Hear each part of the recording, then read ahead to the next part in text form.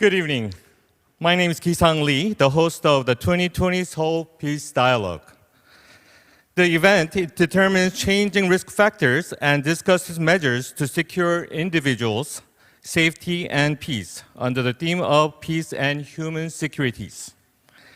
During the domestic session, we discussed the COVID-19 pandemic and peace on the Korean Peninsula.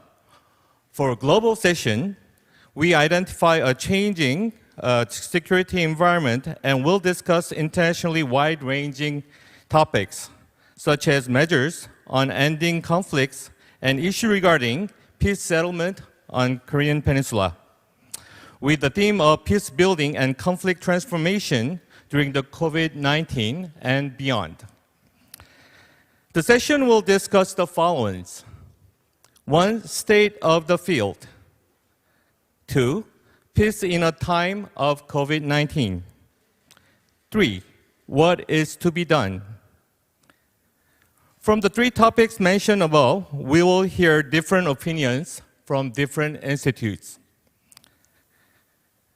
The event is live-streamed on Seoul Metropolitan Government's official YouTube channels.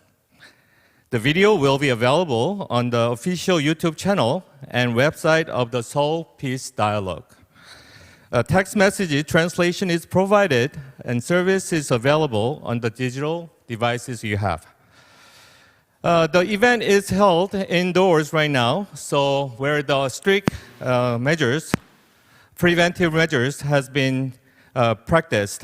For better presentation delivery, please understand that the speakers will not be wearing the mask.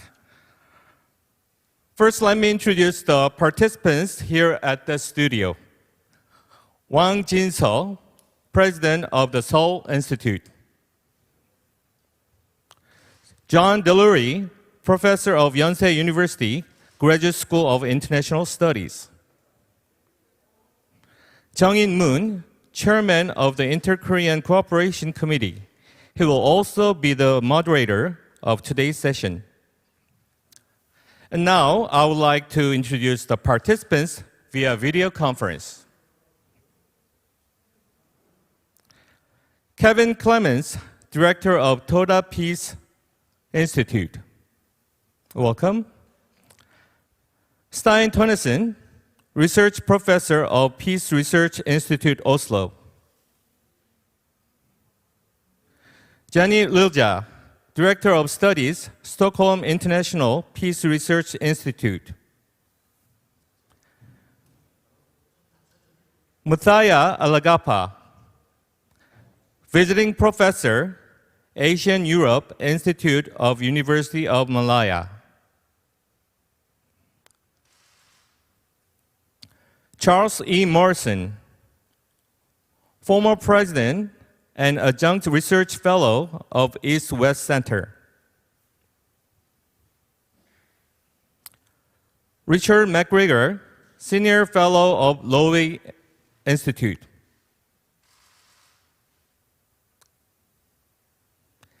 Melly Caballero Anthony, Professor of International Relations and Head, Center for Non-Traditional Security Studies. S. Rajaranam, School of International Studies.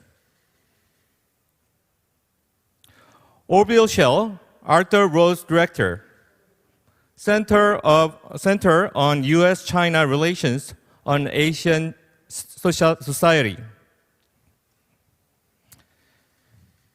Peter Hayes, Director of Nautilus Institute. Jonathan Powell, CEO of Intermediate.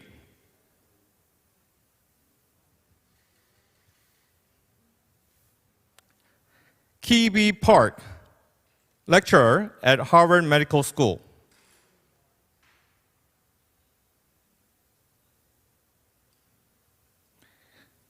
Jean Lee, Director of the Hyundai Motor Korea Foundation, Center for Korean History and Public Policy. Woodrow Wilson International Center for Scholars. Last but not least, Eun-jung Lee, Director of the Graduate School of East Asian Studies, Director of the Institute of the Korean Studies, the Free University of Berlin.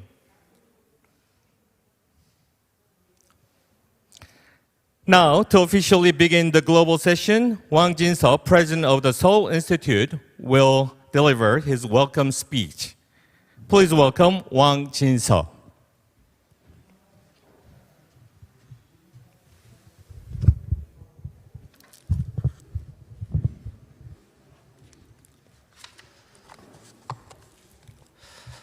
안녕하십니까 여러분. Hello everyone. 서울연구원장 Hello everyone, I am Wang Jin-seo, President of the Seoul Institute. Dear Seoul citizens and those who are interested in peace on the Korean Peninsula, as well as all of those who are leading research on peace, I would like to express my gratitude to all of the participants. 인간 안보와 평화라는 주제로 개최되는 Human security and peace is the theme of 2020 Seoul Peace Dialogue. I'm very happy to welcome all of you to this important event. 특별 세션의 사회를 맡아주신 I would also like to express my gratitude to Dr. Chung In-moon for moderating the global session, as well as Professor John Dullery, who will speak in the opening remarks. The theme of this session is peace building and conflict transformation during COVID-19 and beyond. 세션에서는 In this session, we're going to discuss the impacts of COVID-19 pandemic on security and peace paradigms, as well as conflict and competition between the US and China, as well as many traditional and non-traditional security threats. 또한 오랜 기간 동안 In addition, 안보와 평화 we're going to get involved in various discussions by inviting insights and wisdom from many scholars from around the world. 곳에 계신 연구자분들이 There are many peace researchers and scholars around the world who are unfortunately not able to meet in person, but we're lucky to have this virtual format where all these thinkers and scholars are getting together to share wisdom and ideas.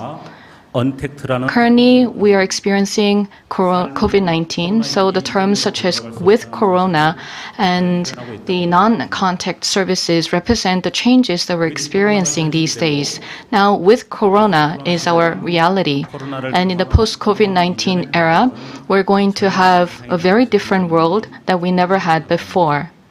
그동안 국제사회가 협력하면서 In the past, the international community has been working together to build peace around the world, but now such initiatives and efforts now are put under tests. 협조해야 할 국가들이 During crisis, countries are supposed to collaborate with one another, but they've turned to nationalism and protectionism. 개발 공급을 둘러싸고 Therefore, there are some controversies over vaccine supply and development. 오랫동안 만들어왔던 국제적 협력 In addition, there have been many international cooperation frameworks that are not working very effectively during this crisis. 하지만 코로나와 같은 감염병 However, infectious diseases such as COVID-19 are something that an individual country cannot fight and win over. This is a common threat for all of us. 위기는 Therefore, threats coming from COVID-19 are what international community and the countries have to work together to overcome in a joint manner. 인류는 공동의 위기를 극복하는 과정 Fortunately, in the process of overcoming these common threats, the humanity has been able to overcome various threats in cooperation. We had the First World War. In overcoming that, we were able to create an international body, and after the Second World War, the international community created the United Nations. 함께 극복해 And by utilizing these institutions, the humanity was able to overcome various challenges. Now, the COVID-19 pandemic is being prolonged, so many governments and local governments, NGOs, and institutions and organizations are voicing the need for cooperation. And there's ever-growing importance of collaboration and sharing of experiences and ideas among different countries. 전통적으로 안보 연구는 Traditionally, 가장 큰 안보 security research 평화를 제외하는 요소로 was based on the assumption that military threats would be the key threats. But now, there is the end of the Cold War, and we have many new threats to our security, including poverty and global climate change and infectious diseases. 인간 안보 개념이 주목받기 In other words, we need to pay attention to the concept of human security. 2020년 전 세계를 In 2020, the world is going through the COVID-19 pandemic. Once again, we are reminded of the importance of putting emphasis on human security and peace building.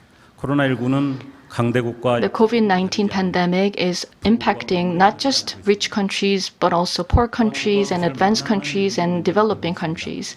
So there are no borders 한반도는 여전히 for the pandemic. 긴장과 위험 And at the same time, the Korean Peninsula is still experiencing instability. 모색과 시도들은 We had some hopes in 2018. We still have vivid memories about them. However, now we are faced with unpredictable future. 서울은 대한민국의 중심 도시. Seoul is the capital city of Korea. 한반도의 And for the past 70 years, we have been technically in war, but Seoul is dedicated to making peace on the Korean Peninsula in collaboration with the central government. 북한이 적대적 갈등의 전환과 The two Koreas need to overcome this division and build peace. 도시 In order to achieve this goal, it's not just the central government, but also city governments, citizens, and NGOs and other organizations that need to put together their efforts. 개발과 In the past, the Seoul city was focused on rapid industrialization and development, but in the future, Seoul city will focus on welfare, peace, and culture. 저희 서울연구원은 In this regard, the Seoul Institute will continue to do its part so that there will be more connections between citizens, NGOs, civil groups, as well as city government. And we have been conducting various research projects. 유럽, 아시아, Here we have scholars from Europe, 세계의 Asia, and Oceania, many different regions. 인간 안보, And these scholars are taking on research on peace and human security. 그동안 축적된 연구 성과들을 바탕으로 Based on their accumulated research expertise, I believe that they can share with us some insights on human security and peace and how we can build permanent peace on the Korean Peninsula. I look forward to your insights. 연구들의 통찰력과 지혜를 The Seoul Institute is here to share our experiences with you as well. 오늘 서울 평화 대화를 시작으로 Beginning with Seoul Peace Dialogue, the Seoul Institute 기대합니다. is wishing to create an international consortium on peace research. 전 세계적 협력의 This session is going to be our first step in building a framework for global cooperation on peace.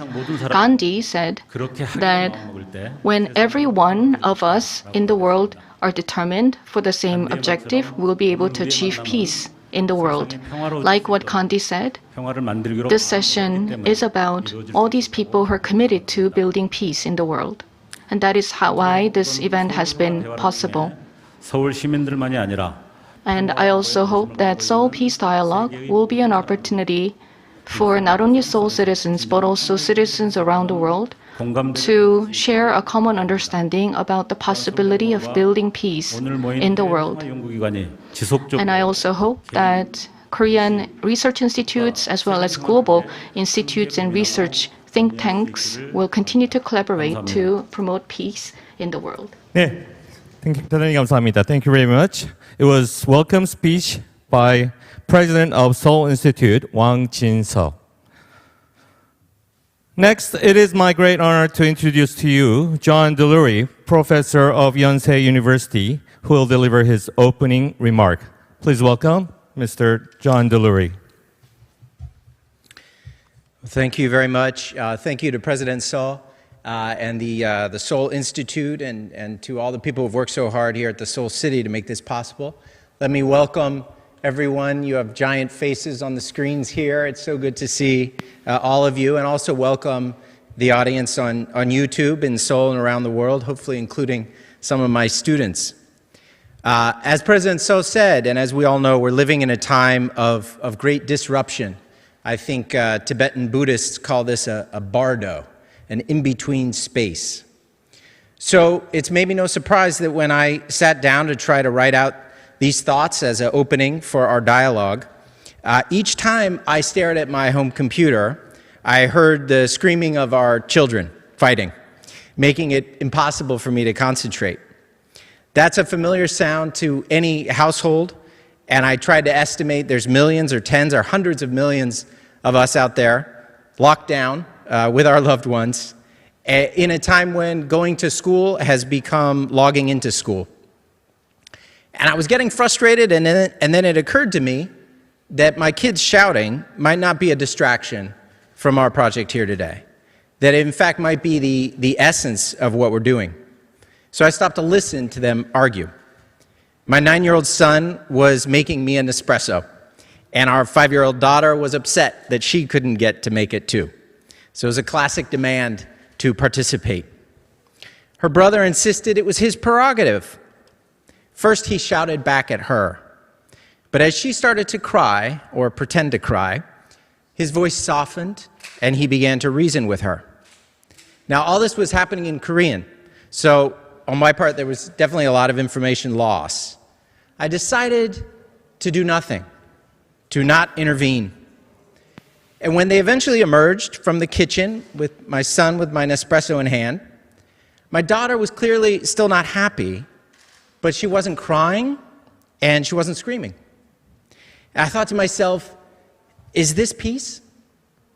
I thought of Johan Galtung's definition that peace is having conflict, creatively and nonviolently. Later that evening, when I made my wife a cocktail as a reward for surviving another day, we made sure that our daughter got to carry it to her, which she did with the single-mindedness of a neurosurgeon, and we have one of those joining our dialogue. And our son didn't get upset. And I thought, is this conflict resolution? Conflict is like air and water. It's all around us. It's an essential ingredient in the recipe of being human. We engage in conflict with those we love and those we hate, with our fellow citizens and with other nations. If we were stranded alone on a deserted island, we would be left with our inner conflict. So peace is not the absence of conflict, but rather a certain way of having it, like drinking cool, clean water instead of toxic runoff, like breathing fresh forest air instead of factory smog. Peace research generates empirically based theories on how to do conflict in creative and nonviolent ways. Geopolitical analysis identifies where the risks of large-scale, violent, destructive conflict are most serious. And conflict mediation intervenes in ongoing conflicts or emerging ones in order to help put them on a nonviolent trajectory. And those, in a nutshell, are the three subject areas around which our sessions today will revolve. I hardly have to belabor these points to this group. Our dialogue brings together renowned experts in peace and conflict studies, geopolitics and international relations, and negotiation and mediation. We're bringing together academic theorists, think tank analysts, and real-world practitioners with scholarly training and practical experience from a wide array of fields: historians, political scientists, sociologists, doctors, soldiers, politicians, diplomats, journalists. We're also speaking with one another from an exhausting mix of time zones. Kevin and Charles are up way past their bedtime in New Zealand and Hawaii. Orville Shell is up well before the crack of dawn to zoom in from the Berkeley Hills. And the remainder of us are hunkered down somewhere in between: Sydney, Seoul, Singapore, Oslo, Stockholm, Berlin, London, Washington, D.C. Today's Seoul Peace Dialogue is preparing the way for next year's Seoul Peace Forum, which will be larger in scale and more directed toward an outside global audience. The Seoul Peace Forum hopes to take its place among the many global peace and security conferences already out there, from newcomers like the Paris Peace Forum to old standbys like the Munich Security Conference. Hosted here in Seoul, a short drive from the DMZ, a short flight from Beijing, Tokyo, and Vladivostok, naturally, the forum will bring a focus on the Korean Peninsula and East Asian dimensions to peace and security. But as you can see from the group we have today, the range of expertise and experience is truly global. And the aim is to explore both the regional and global sides of challenges to peacemaking and opportunities for peace building. So our dialogue today is not the starting point of a process. We are in fact joining an ongoing global conversation around advancing peace. Nor is it the end point with a specific product or outcome in mind. Our goal, as I understand it, is to listen and learn from one another, strengthening relationships among our like-minded organizations and institutions, and generating ideas for future action. The impediments to peace at a global scale can seem pretty insurmountable. The environmental crisis of climate change, the health emergency of this pandemic and maybe the next one, the ever-present shadow of nuclear war or accident. Local risks to peace and security here in Korea and around us in East Asia are just as formidable. US-China rivalry, maritime and territorial disputes, suppression of ethnic and religious minorities, hostile relations with a nuclear-armed North Korea. So while some people out there may ask, why another peace forum? And even some of you may have looked at your calendars and thought, oh no, not another webinar. I think we can all agree, in light of the gravity of the challenges we face, as well as the inescapable fact of conflict in human affairs. Really, there cannot be enough dialogue on the issues we are wrestling with today. I look forward to our session, learning from each of you and from the wisdom of our group. Thank you very much. Thank you. It was opening remark by John Delury. Now we'll begin the global session. The session is chaired by Chung-In Moon, chairman of the Inter-Korean Cooperation Committee. Hello, how are you? Let me clarify one thing. In fact, this event was envisioned by late Mayor Park Won-soon. He was a visionary, and in fact, he asked me to set up the Seoul Peace Forum, but he passed away. And however, Dr. Seo, who is a very close friend of Mayor Park Won-soon, thought that it would be wonderful to have a Seoul Peace Dialogue as a way of preparing for Seoul Peace Forum next year. Therefore, we ventured this webinar to commemorate the late Park Won-soon. Therefore, this Seoul Peace Dialogue is dedicated to late Mayor Park Won-soon.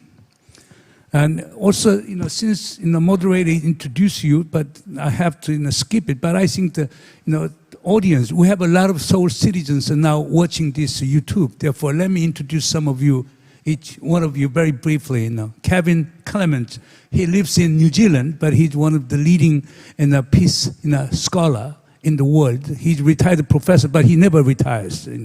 But anyhow, he's from the New Zealand. He's the director of Toda Peace Institute. And then we down left is Eun Jung Lee. Professor Eun Jung Lee is full endowed professor at the University of Berlin. She founded and in fact nourished a Center for Korean Studies there. She has a huge building at the University of Berlin. Therefore, when you have a chance to visit Berlin, please visit her. She'll entertain you very nicely. And Jin Lee now is heading the Korea program at the Woodrow Wilson Center. But she was a journalist. She opened up Associate Press office in Pyongyang, and he had a real hard time there. But after she came back to the United States, he decided to work for the Woodrow Wilson Center. She has been doing enormous work relating to North Korea as well as Asia Pacific. Ki Park, he always looks like a very young man, but he's a neurosurgeon. Okay, he's supposed to do a lot of surgery in surgical works, but he has been doing a lot of humanitarian business with North Korea. Now he's trying to build surgical operation rooms in North Korea with the help of World Health Organization, and he's really a pioneer in the area of humanitarian assistance to North Korea. In fact, he's one of the major person who really, that drove the State Department to change and relax some of the sanction measures in North Korea on humanitarian issues. And Jonathan Powell, he's a living legend on conflict resolution. He was a chief of staff to former Prime Minister Tony Blair, and he was involved in the Northern Ireland issues, and he also deeply involved in the Colombian Civil War, and also he has been doing a lot of work on North Korea nuclear issue, and most recently Afghanistan issue. Therefore, he's kind of a living witness to the conflict resolution history. Welcome, Jonathan. And Obil Shell, another living witness to the transformation of China. In fact, I learned about China after I read his book, Getting Rich is Glorious. And he's the author of that million-seller book called Getting Rich is Glorious. And he's in California at 4 o'clock in the morning. Orville? Thank you. And we have a Melly from Singapore. She's an expert on the nuclear security issues and non-traditional security issues. And also Richard McGregor from Sydney, Australia. In fact, the Asia Reckoning book, I wrote the interpretative introduction of a Korean translation of your book. It's an excellent book. A lot of diplomatic historians should be ashamed after they read your book. Anyhow, welcome addition to our Seoul Peace Dialogue. And Charles Morrison is another legend. He was the president of East-West Center in Hawaii almost more than 20 years. But finally he knew how to retire. Now he's retired, but he's still very active researcher. He was a very respected scholar on Asia-Pacific affairs a long time since. And welcome, Charles. And Muthai Alagapa. He's another legend too, okay? Muthai, are we in Kuala Lumpur or the Washington, D.C.? I cannot hear you. D.C., anyhow.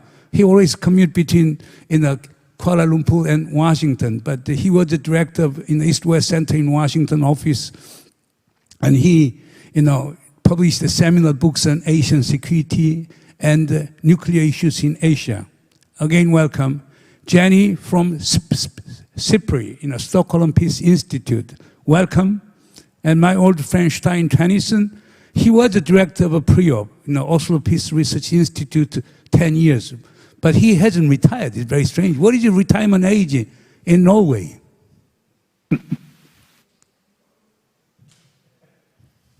Anyhow, and another my old and friend, Peter Hayes, he co-founded the Northeast Institute, and he recently completed a major project on pandemic nuclear nexus with folks in Nagasaki. Anyhow, we have a wonderful combination of researchers here. What we'll do is this: we have a very limited time, okay? We divided, as John Delary had notified you, this discussion will be broken into 3 categories. The first category is about state of discipline, okay? What is the status of peace research? And second category is about what are the implications of COVID-19 on peace and war or conflict in the Asia Pacific. And third group is about what to do, okay? What actions to be taken. And we have groups. In the first group, we have Kevin, Stein, Jenny, and Muthaya. You belong to first group. We'll have about 30 minutes, okay? And second group is Charles, Richard, Melly, Obil, and Peter. You'll be talking about implications of COVID-19 on Asia Pacific. Third group is composed of Jonathan, Ki Park, Jin Lee, Ian Jung, So Wang-jin. And we'll start, and after that, when you have a group discussion, okay, we'll solely focus on group discussion. But all the 3 sessions are over, we'll have about 20 to 30 minutes to have a general discussion. So therefore, you can raise your hand if you have any comments and questions. Okay, now, we'll start the first session, okay? It's a state of discipline, okay? When you talk about peace studies, after the Vietnamese War, there was a burgeoning trend of peace studies. And as John Larry mentioned about Johann Galtung and all those leading figures in peace studies. But nowadays, the peace studies has become sunset industry, even cottage industry.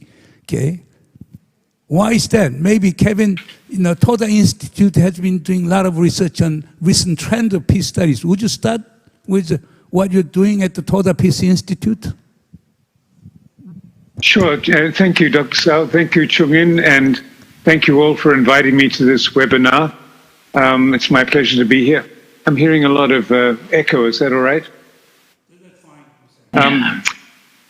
I presented a paper, and I don't propose to read it all to you, but as Chung-In says, what was an expanding industry in the 1970s, 80s, and 90s when peace research was expanding very rapidly, there has been a kind of a shrinking and a marginalization of the field over the past, 5 years in particular. Many of the remaining peace programs, for example, that at the United States Institute for Peace, have been forced to adopt a very more state-centric security focus in order to retain their funding.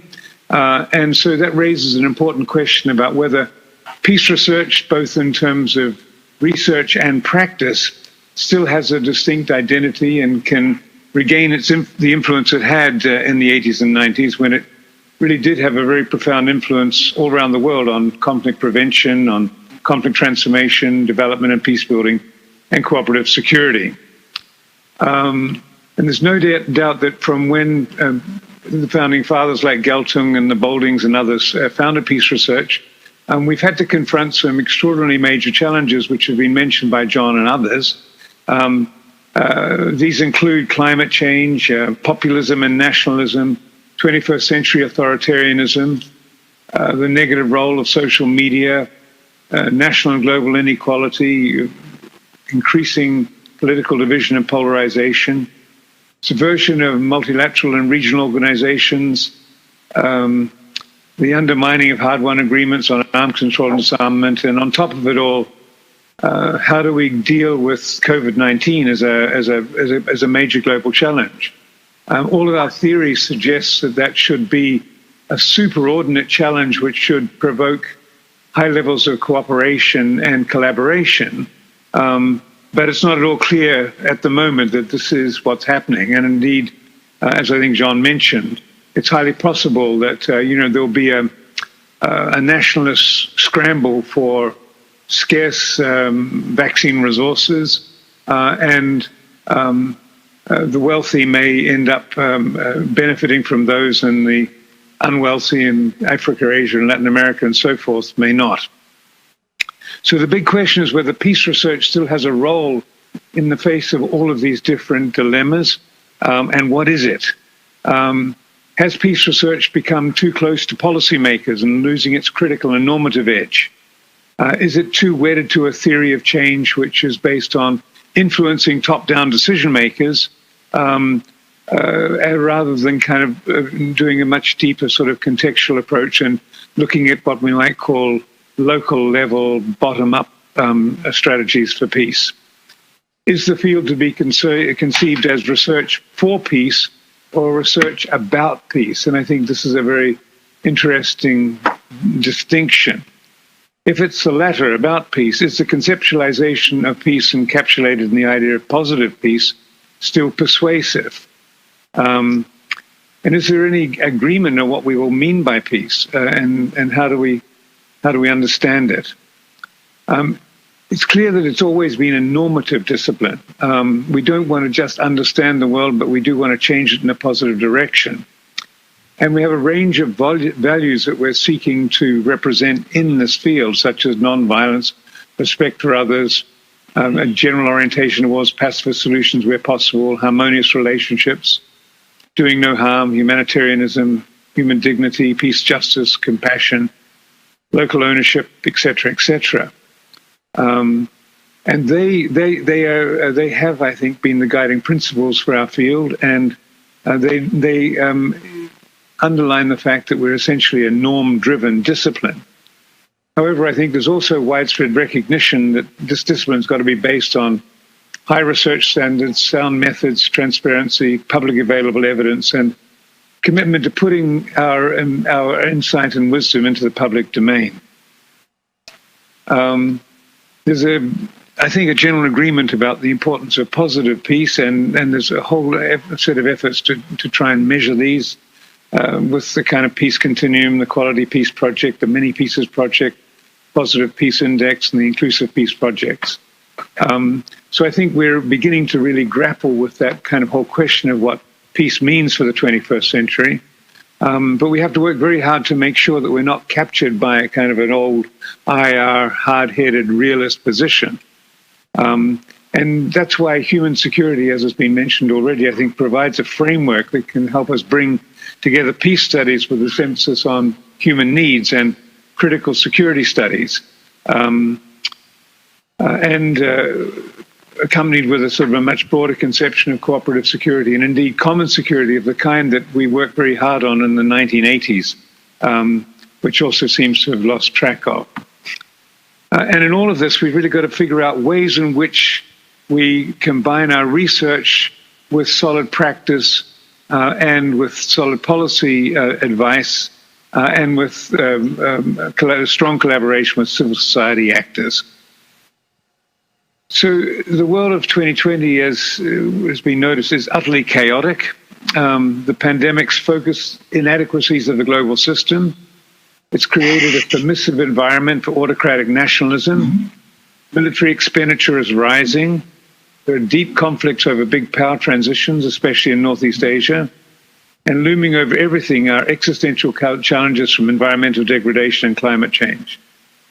And many of these things I've already mentioned weren't even on our agenda when Peace Research was founded, and we were mainly concerned with bipolar conflict and preventing nuclear war. So we need to focus much more attention, therefore, on what this all means for our project, but more importantly, what does it mean for the democratic project and for the Enlightenment project in general. We need new definitions of peace and security that suit the conditions of the 21st century. The non-traditional threat of pandemic is essentially kind of closed down the world as we knew it in terms of communications and transport and tourism. So this means we have a major problem on our hands in trying to identify. Kevin, you have 10 seconds to complete. Oh, okay. Sorry. Goodness. Okay. My agenda is as follows then. I think we've got to focus new ways on breathing new life into multilateral and regional institutions. We've got to work with governments and UN to ensure the achievement of the SDGs by 2030. We've got to figure out how to get collaboration around existential threats of climate change and pandemics. We've got to ensure that big power rivalry is contained. We've got to develop new arms control and disarmament mechanisms to control excessive militarization. We've got to think about the interrelationships between these different problems. We've got to focus on how to outlaw aggression and violence and the concrete mechanisms that need to be developed to prosecute such behavior. We've got to reset the dangerous drifts into trade wars and mutual hostility between the US and China, seek a new denuclearization initiative on the Korean Peninsula, and work on ways of maintaining hopefulness and optimism in the face of cynicism and despair. Sorry for going on too long. Okay, Stein. You cannot exceed more than 3 minutes, okay? Kevin enjoyed the advantage being forerunner, okay? But you will have a 3 minute so that we can have a second round. But Stein, we talked about the Johan Galtung. Johan Galtung, established Oslo Peace Institute.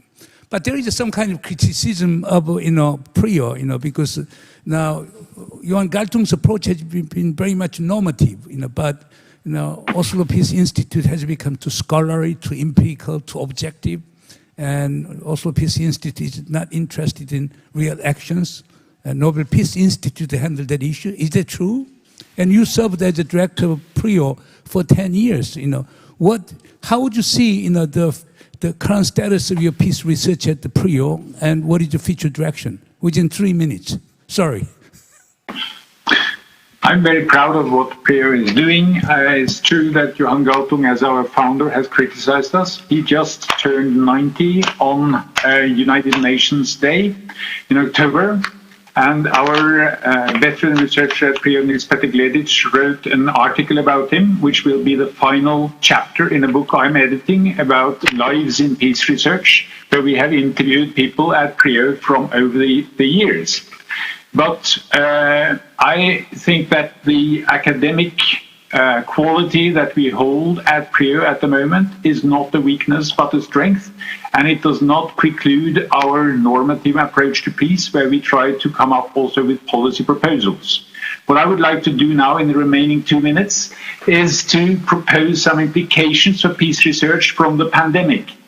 Number one, we should take national leadership seriously. I'm not against bottom-up approaches, Kevin, but I think that we have seen in this pandemic an enormous difference in the quality of the top leaders in various countries. Some have simply not seen what's happening. Others have shown decisive leadership. We need to study leadership. And one example of this is a recent book about hotspots in internal conflict in Asia that takes leadership seriously. Number two, governance systems are affected by this. It seems that in the pandemic, well-institutionalized systems with strong states, be they authoritarian or democratic, have done well, and particularly in East Asia. While some governments that have populist elected leaders have done poorly. Third, there are now strong narrative battles between the two sides of the US-Chinese relationship about the guilt in the pandemic. These propaganda efforts from both sides are worth being studied by peace researchers themselves. Four, the fact that there are only about 30,000 deaths in all of East Asia, Southeast Asia and Northeast Asia combined, but about 300,000 in Europe and soon 400,000 in North America. This accelerates the power shift from west to east. The reaction in East Asia to this transition, and also in the United States, are something we cannot leave to journalists and pure academic political scientists, but must be important topics in peace research. Then, number five, the common challenge to multilateral solutions and the crisis that we hope that the World Health Organization will get over. Multilateralism in a period with great difference between East and West must also be a topic. And then we have the boost to online communication in this period, which we as researchers experience when we have this kind of meetings. This is a momentous change in the world at the moment, where we must also look at the implications for peace. And number eight is a question I ask, and that's particularly about China. Can China combine its protective firewall with global digital integration at the same time as it's trying? This, I think, that digital question is now also a key topic to take up in peace research. Sorry that I had to do this very short, but I'm also sure I exceeded the 3 minutes. Sorry. Yes, you exceeded 3 minutes. But Jenny, how would you, compare your institute with the PRIO, and particularly in terms of normative orientation and theoretical orientation? What do you see the comparative advantage vis-a-vis PRIO? Well, thank you so much, and I want to thank the organizers for setting up this extremely pertinent and timely discussion. I believe that PRIO and CIPRI are two sister institutions with a lot of exchange, and we are fully committed to the highest standards of research and remain firmly grounded in a normative basis. I would say that the field of peace research is maturing, it's growing, and it's becoming more professionalized. And what is particularly positive is that we see an increased policy demand for peace and conflict research as underpinning for policy action. But what I would say is that how we work or how we approach our job as peace researchers is perhaps one of the key points I would like to make. And this has been very much brought to the fore by the current pandemic.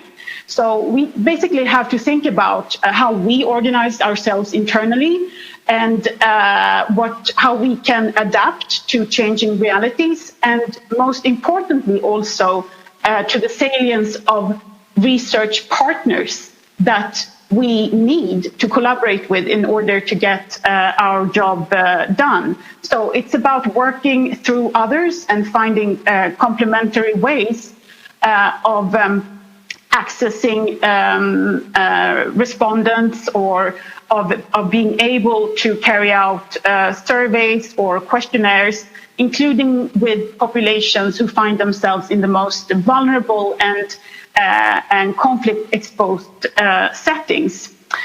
So I would really like to flag the salience of partnerships and of strategic partnered approaches as an overall way to advance not only peace research, but also the practice of peace building.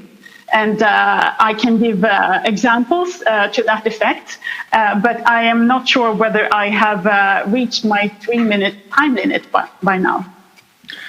Can I add one little word to what Janne is saying? That your director, Dan Smith, he was my director at PRIO first, and then he took over after Kevin Clements as director of International Alert, and now he's director of CIPRI. I have made a long interview with him, which is published on the PRIO website, where he tells how well he liked to lead PRIO, how well he liked to lead International Alert, but how much more he likes to now be director of CIPRI. Right. But you're not like China and the US, right? Jenny? So now, Between PRIO and CIPRI are not like between... The relationship between PRIO and CIPRI is not like the relationship between China and the US, right? Your corporate no, relation, that's fine. Right, that's fine. Okay. Anyhow, We are organically integrated, as Stein succinctly put it.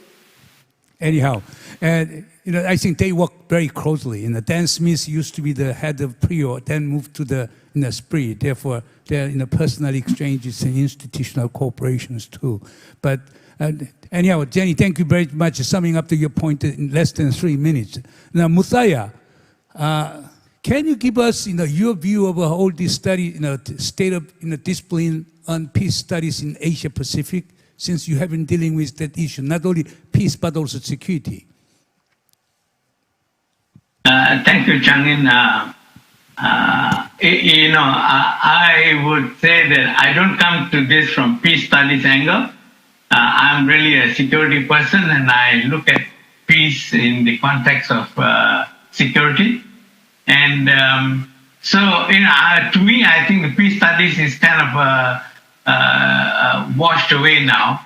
And maybe not, but some people here, most people here are very focused on peace studies, but I myself am focused on security and peace.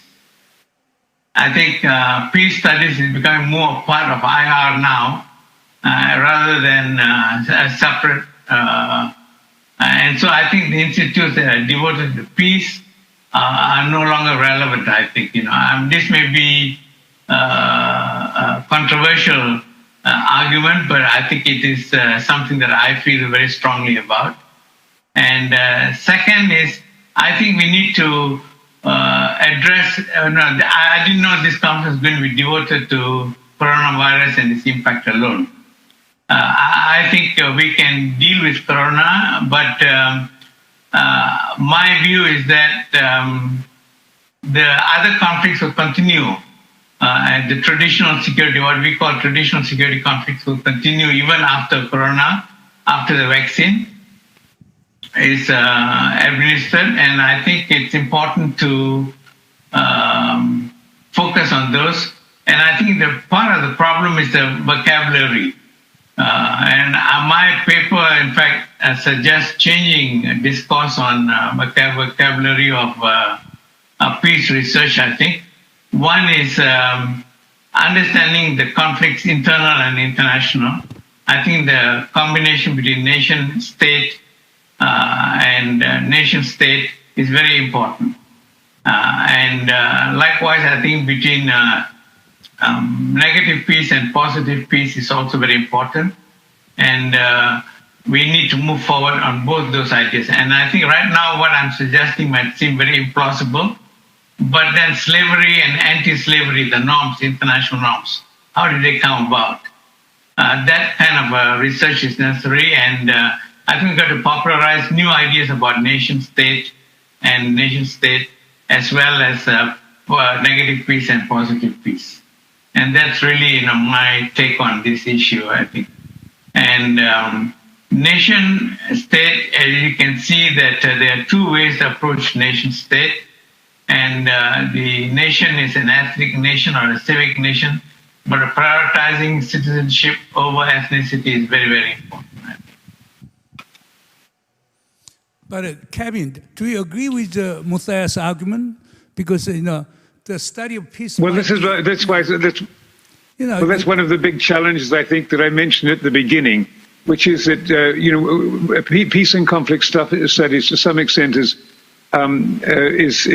suffering negative reactions because of its success. I mean, we got things like conflict prevention and confidence building and common security and cooperative security onto the international agenda, and now and as Matthias said, it's certainly gone into hard security studies and into international relations theory and critical theory. But the big challenge is whether or not there is still something very distinctive at the heart of peace and conflict studies, which is not captured by the others. And I think it has to do with things like building community, really kind of paying attention to the revival of multilateral and regional institutions, looking at processes as much as outcomes. There are a whole variety of things, I think, which we do, which are not done by other more hard-headed sorts of orientations to these issues.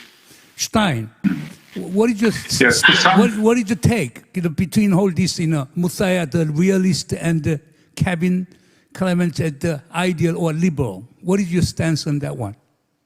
I've learned a lot from all, and very much from Muthaiya Alagapa's work in the security field. As a peace researcher, I have been struggling together with other peace researchers to make us worthy also of being taken seriously by security researchers, and I think we have succeeded pretty well with that, but not by giving up our peace research orientation.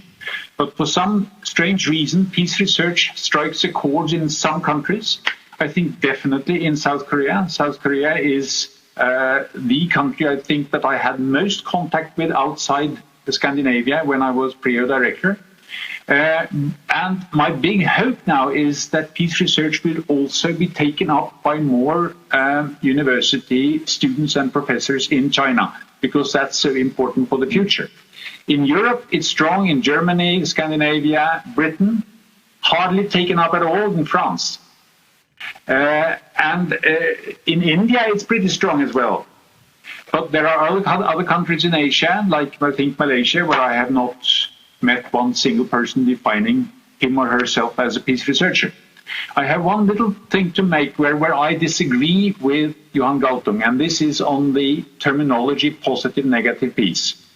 In my view, what is called negative peace, which means absence of violence or absence of war, is already positive, because war and violence are negative. So if you take away the negative, you get two negatives, and that's positive.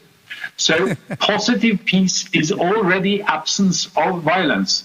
So therefore, I like very much that Muthaiya Alagapa in his concept paper also talked about minimum peace and maximum peace or more peace. I talk often about fragile peace and viable peace as my two different qualities.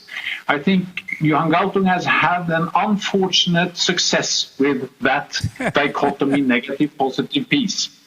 Jenny, what did you take But that's on also point? why. Sorry, can I just say this? That's also one reason why quality peace Kevin, and inclusive and then peace Jenny. is. Jenny, That- what that's did also- you take on well, this debate? What did you take on this debate? I think that it's very much a question of what empirical problems that we are trying to answer. So I don't fundamentally see a big distinction. There may be different causes of peace as compared to causes of violence. And in that sense, I do believe that we still have an underdeveloped understanding of what are the key actors, institutions, mechanisms of peace. But then I again would really like to highlight the sort of the practical aspect, and I think that's the advance, and that's the exciting part of the world that we live in today. And in that respect, I would like to go back and actually talk a little bit about the partnerships that CIPRI has, both with multilateral actors, such as the World Food Programme, now the Nobel Peace Prize laureate, where we are actually working together, trying to understand the impact that WFP has in contributing to peace within the context of its own operations. So we work together with the WFP. We are embedded in their teams. We do case studies in 13 countries where we systematically gather evidence with the ultimate aim of informing future WFP programming. So that's one exciting facet of our policy practice research. Another facet that I would like to highlight is the local partnerships that we are engaged in the Sahel, in West Africa, where we have our team has essentially built up an infrastructure of local partner organizations and research institutes, where we have then direct collaboration and means to actually go out and do interviews, do focus group discussions and surveys in really hard to access areas. And those partnerships have allowed us to actually stay grounded and be able to continue our research on peace and resilience in these very remote conflict-affected communities in spite of the COVID pandemic. Kevin, your last remarks. I think yes, I just want to sort of underline that there's been a lot of research recently on trying to develop indicators that kind of give us a much better understanding of what peace really means, both negatively and positively, and that's why the quality peace work and so forth is really important. And I think that we need to kind of mainstream that a bit more in terms of security thinking, because I don't think that the security specialists have really got a good grasp of what peace is apart from an absence of violence and war. Okay, thank you very much for participating in the first group. Now we should move to the second group. Okay, second group, we'll be talking about what are the implications of COVID-19 on peace and conflict in the Asia Pacific. We'll start with Charles Morrison. Same rule will apply. You will have a maximum 3 minutes, but so that we can come up with a second and third round. Charles, I was really shocked that you didn't use a Thucydides trap like Graham Allison, but you were paying attention to, Milo's speech, the strong prevails, the weak got to suffer. I was shocked to, see your concept paper. Please. Well, thank you for inviting me, and thanks to the previous speakers for, I thought, very interesting comment. A lot of us wrote one way or another about COVID and about how it can impact peace. But my thinking basically is that the peace is not really a result of grand vision. It's not so much, it's more piece and parts. And it usually comes out of crises. And we have in COVID a crisis that is so worldwide and moved so quickly, 4 months from the first discovery in China until it was all over the world. It really is an opportunity that should not be lost to try to strengthen the architecture globally on health issues. I think we've understood that the World Health Organization is a significant body, but it is mainly one for the exchange of information and working on specific diseases as a result of voluntary contributions.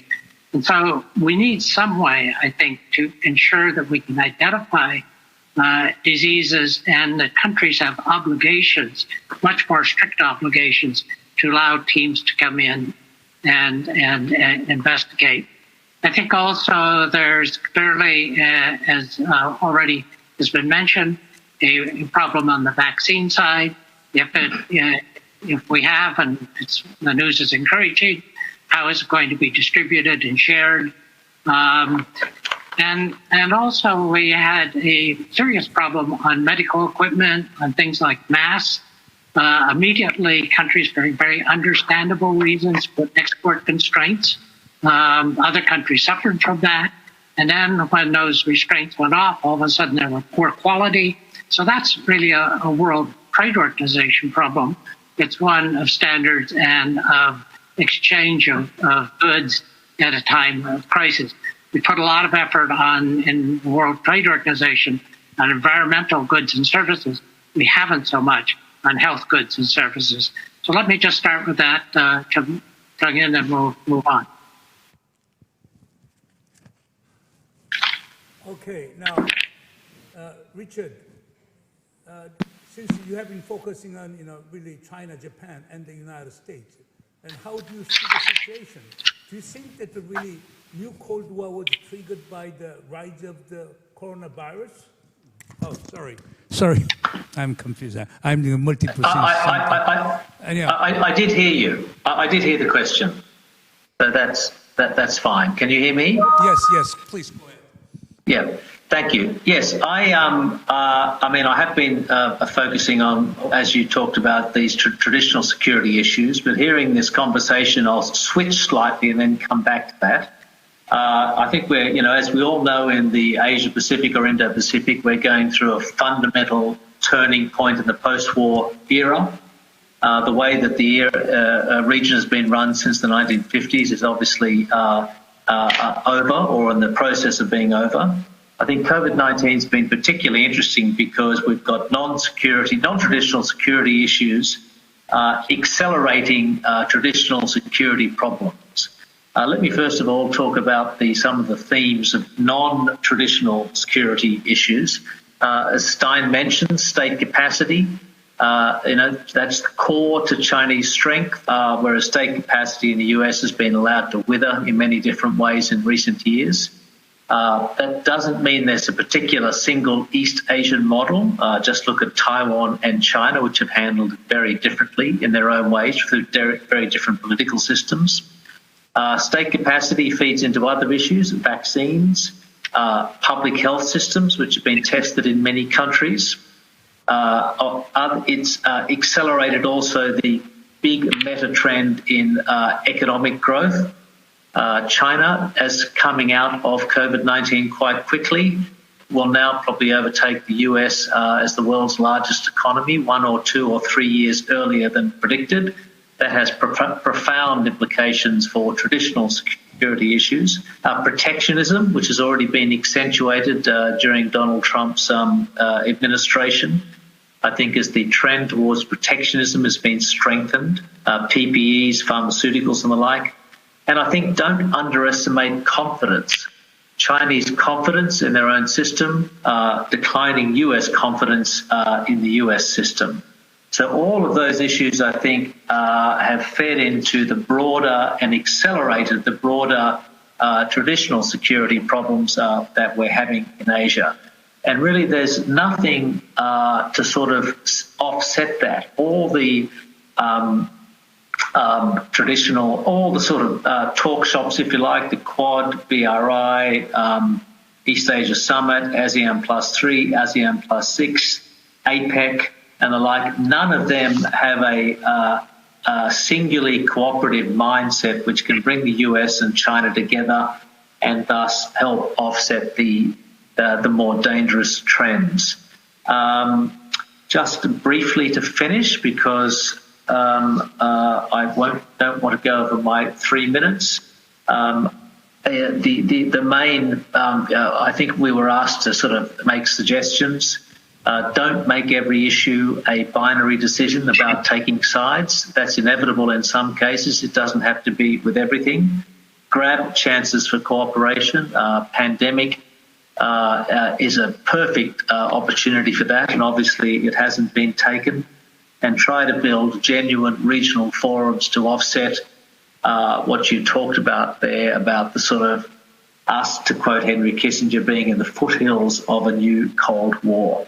I'll finish on that point, and I can come back to other points about the Cold War issues and the like traditional security issues, if you like. Thank you. Melly, now that's your topic, non-traditional security.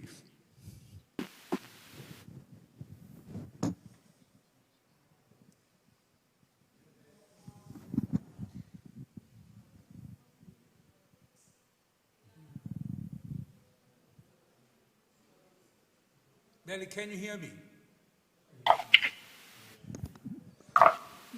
Melly, can you hear me? Thanks. Yes, I can hear you now. Yeah. Okay, go ahead. Yeah. Yeah. Okay. So I just wanted to sort of link my intervention within the context of this peace, security, non-traditional security, and COVID. I think what has happened, I'm speaking particularly from the context of Southeast Asia, is that what has happened with COVID is underscoring of what security is to many countries in the region. And in this case, I would like to go back to Mataya Alagapa's very important concept of comprehensive security, which we studied when I was in postgrad, and basically saying that security is not just about military security or tensions between states, but really provides all the other elements of security, political, economic, etc.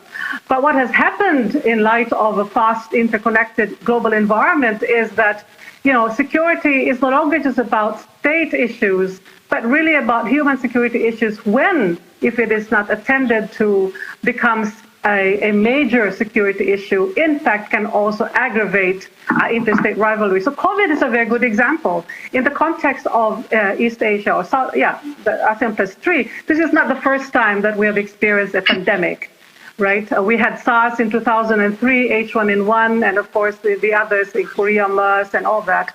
But this is where a non-traditional security like health security, which was a health issue, a public health issue, which in the security literature does not feature at all because it's a public health issue, has actually been, in the context of Southeast Asia, an important ingredient to peace and security. As a country is secure if it gets health insecurity in order. So as a result of what happened in SARS is that within Southeast Asia and the wider East Asia, they set up all these multilateral frameworks.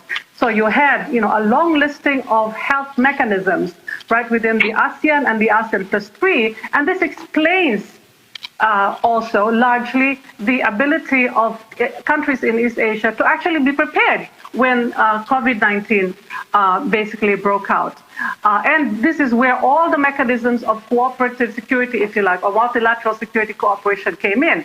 Having said that, it led to various other forms of security cooperation, and it basically underscored the importance of multilateral security cooperation. So in light of that, now fast forward since February when COVID-19 hit the region, we are now talking about a creating, for example, a regional centers of disease control, something that in Southeast Asia or East Asia was not thought about before. So many of this non-traditional way of thinking, of ensuring security has come to the forefront. But to follow up to what Richard has said, in spite of all this multilateral cooperation, it does not mean that the tensions between states are in a way mitigated, and we see that now within in the context of the wider Indo-Pacific, where you have lack of leadership from the U.S. and the suspicion about China and the origins of the pandemic. So all of these major tensions have come to the fore. And this is where, again, you ask yourself, can there ever be, right, a security or peace for as long as these tensions come about? But the long and short of it, of my presentation, is it is important, and going back to Kevin's point earlier, that many of these issues that have not featured in the literature, for example, public health emergencies as part, or health security as part of our thinking about what security is now coming to the fore, and not just public health issues, but also climate change. So security concept has expanded. Realist theories do not like it, but in the 21st century problems, we have to find a way to mainstream them in our scholarship and in our policy thinking. And this is where I think, as far as the field is concerned, the policy thinkers are more advanced as far as the scholars are concerned. Scholars are catching up with how security has evolved in this part of the world, and security thinking and the concept of security. I'll leave it at that for the moment. Thank you. Obiel? Well, it would be nice, wouldn't it, if the major impediment to peace was simply the COVID-19 epidemic.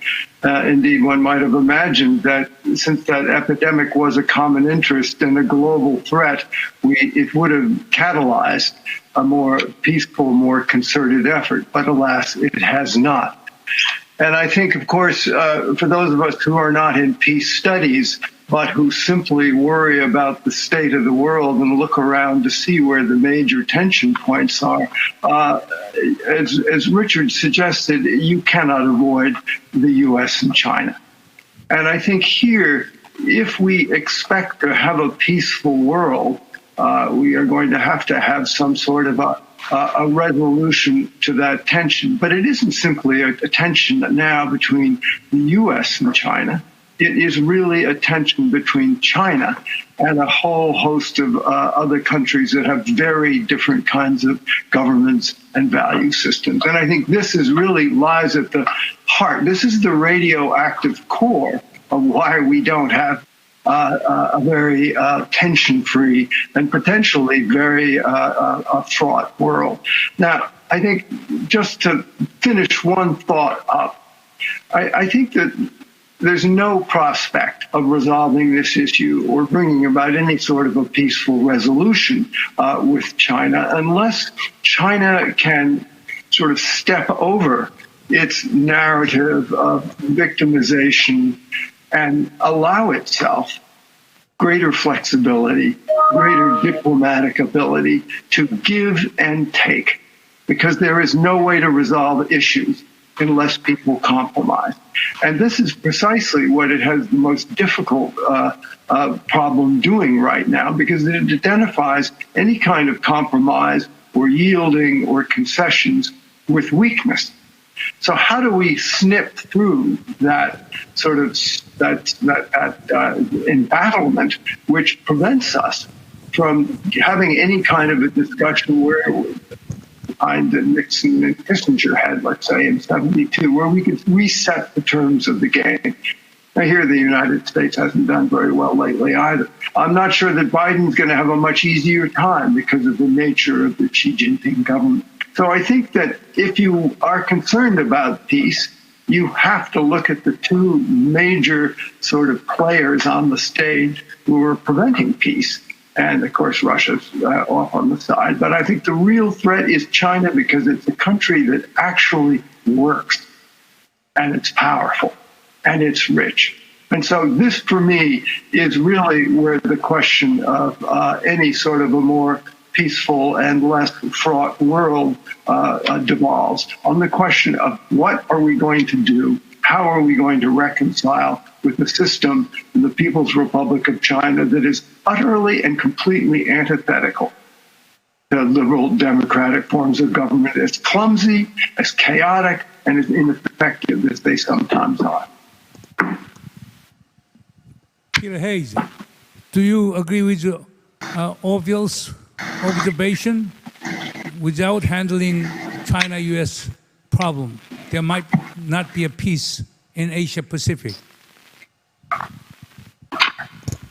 Yes, I think we are at a very dangerous moment in what I'll call the pandemic nuclear nexus, which entails a possible increased reliance on nuclear weapons, which are the most spatially distanced weapons in the world, for reliance on conventional force, which of course is vulnerable to the virus and the effects of which could invite some states to be more aggressive. It could destabilize militaries, could incapacitate their leaders. We've already seen that with 2 supreme nuclear commanders out of the 9 in this pandemic, and could lead to instability and an increased risk of nuclear war. Now, on the other hand, it may make states more cautious, lower tension, etc. But to me, this is a far too narrow appreciation of the security stakes in the pandemic. To me, the pandemic is driving a respatialization of the world on the scale that was imposed by European imperialism and how that remade the world spatially, and then by the post-World War II Cold War bifurcation of the world. And this is happening driven by the pandemic at all levels, from individual, household, community, cities, provinces, national borders, in production, in consumption. I just don't think we see how radical a change is that's underway, even as we're living in it. And what we can say is that war in pandemic conditions is going to be very difficult for everyone and will pose a severe credibility issue for those who threaten to go to war at the moment on a large scale. I'm talking about the great powers here.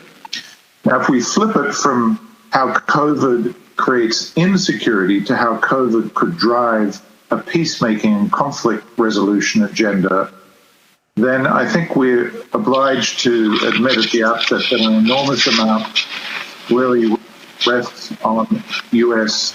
The Biden policy towards China and on what they mean by COVID multilateralism as the basis for a new U.S. post-Trump foreign policy. In that context, the vaccine moment is probably the most critical, because my reading is that only when you combine American logistics with the Chinese capacity to build infrastructure in public health, global public health, can you possibly hope to deliver the vaccine on a global basis and create the capacity at a global level for public health security. Otherwise, we'll remain subject to reservoirs of pathogens, whether it's this pandemic or the next one that will be coming up fast behind it.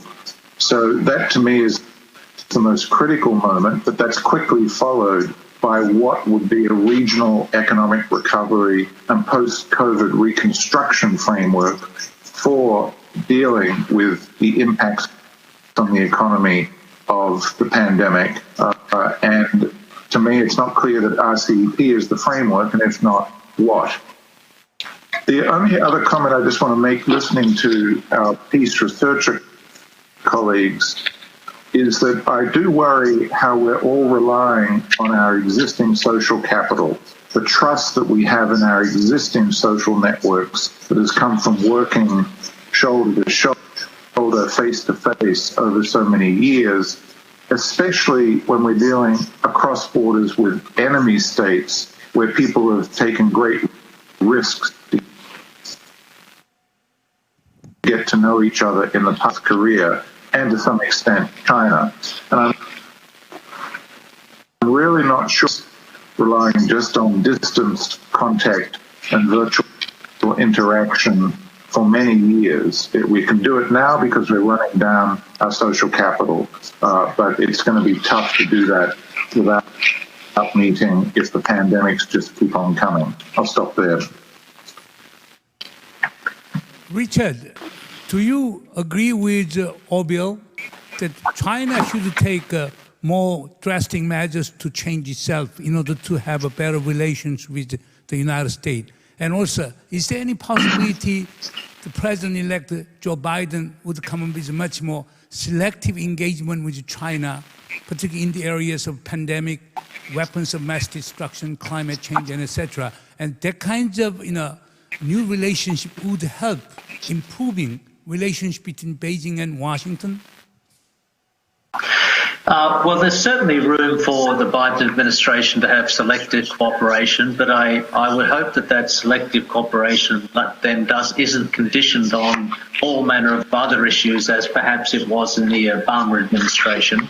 Climate change, I think, is a good example.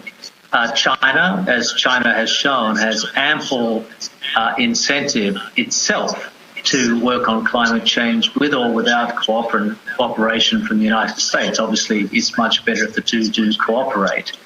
On the general policy framework, there's been a spate of articles since the election of Mr. Biden about what he can do to reach out to China. We read almost nothing about what Xi Jinping could do to reach out or change policy to reach out to the United States. It won't matter what the Biden administration does unless there is also a change of policy in China. And I think that's quite difficult at the moment because I think Chinese foreign policy is essentially set by internal politics, by the China dream, the great rejuvenation of the nation. China is set on a course, as it may well decide to do, with ambitions in the South China Sea, in Taiwan, in the East China Sea. India is a little bit separate. And if China continues to roll in a singular way down that track, be it fast or slow, it's very difficult, number one, to see how we get there without conflict. The US is in relative decline, but I don't think it's going to sort of disappear across the Western Pacific in some sort of bourgeois decline. Or secondly, the region will be a very unhappy place with a single Chinese hegemon. So I think, we need to see changes in China under Xi Jinping at the moment. That's very difficult. Obiel, do you agree with Richard? But if you listen to Henry Kissinger, and he said that the Cold War should be avoided and also can be avoided. Do you agree with Dr. Kissinger's observation? Well, I think Dr. Kissinger is a bit excessively optimistic, having told us we are in the foothills of the Cold War, to suggest that it can be avoided. I'm not so sure. Of course, I'd love to see it avoided. But, I think that the real problem is that when you talk with Chinese counterparts, it's always, what can the United States do? What's the United States' fault? And the United States has fault, there's no doubt about it.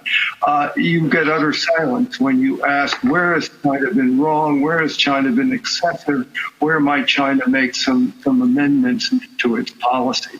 So I think short of that, as Richard said, I don't see any sort of a resolution. And indeed, the pandemic, it's sort of like a cosmic confirmation of our decoupling, which isn't just in trade and investment. It's in every single aspect of our existence, from scholarly relations to media, to music, to art, to culture.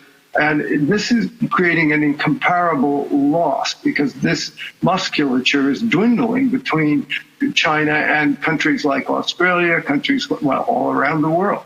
at the same time that it's very active, aggressive, and successful as a marketplace, and Belt and Road with the AIIB, things like that. So it's a tremendous paradox. And if China was simply Russia, a technocratic military state with certain expansionist intentions, then you wouldn't worry so much. But it is an economic powerhouse. We've never experienced anything like this in the past. So how we deal with that challenge is at the center of any discussion of peace, in my view. And I don't have an answer for it because I don't, like Richard, I don't see Xi Jinping changing. Charles, do you share Orville's pessimism? Yeah, I pretty much do. I don't worry about a hot war. I do worry about a cold war. I do think the leadership in both China and the U.S. has been very problematic in recent years. One difference is that we got rid of our leader, or are in the process of doing so, and the Chinese have not. But I think there are some more fundamental things. One is how we look at power. And the American Revolution was based on fear of concentrated power at the center level. And so we have the federal system, we have the checks and balances, we have the two houses of Congress, and it makes our system difficult in dealing with anything except typically good leadership and emergency. In the Chinese historical experience, I think, is probably just the opposite. Many borders, periodic invasions. When China was divided, China was weak, and so it kind of tends to give a different orientation toward the Chinese. And then the other thing I think that we have to remember is that when we talk about international institutions, many of them were created in the transatlantic world shortly after the end of the World War II. And they're basically rooted in long traditions of Western philosophy and experience. And a lot of non-Western nations have embraced some of the concepts, but they don't have that same experience behind them. And so they don't embed them in the same way. And that is frequently, I think, a tension in relationships of Western and non-Western countries, and particularly China and the U.S. What I see is a period ahead of hard bargaining, kind of practical steps. But I think it's in the interest of both countries to work with each other, and I'm hopeful that that something like that can happen. Maybe not in the next 2 or 3 years, but over time. We obviously have to work with each other in order for each of us to have security and peace. Melly, what is the ASEAN position? Which side are you taking?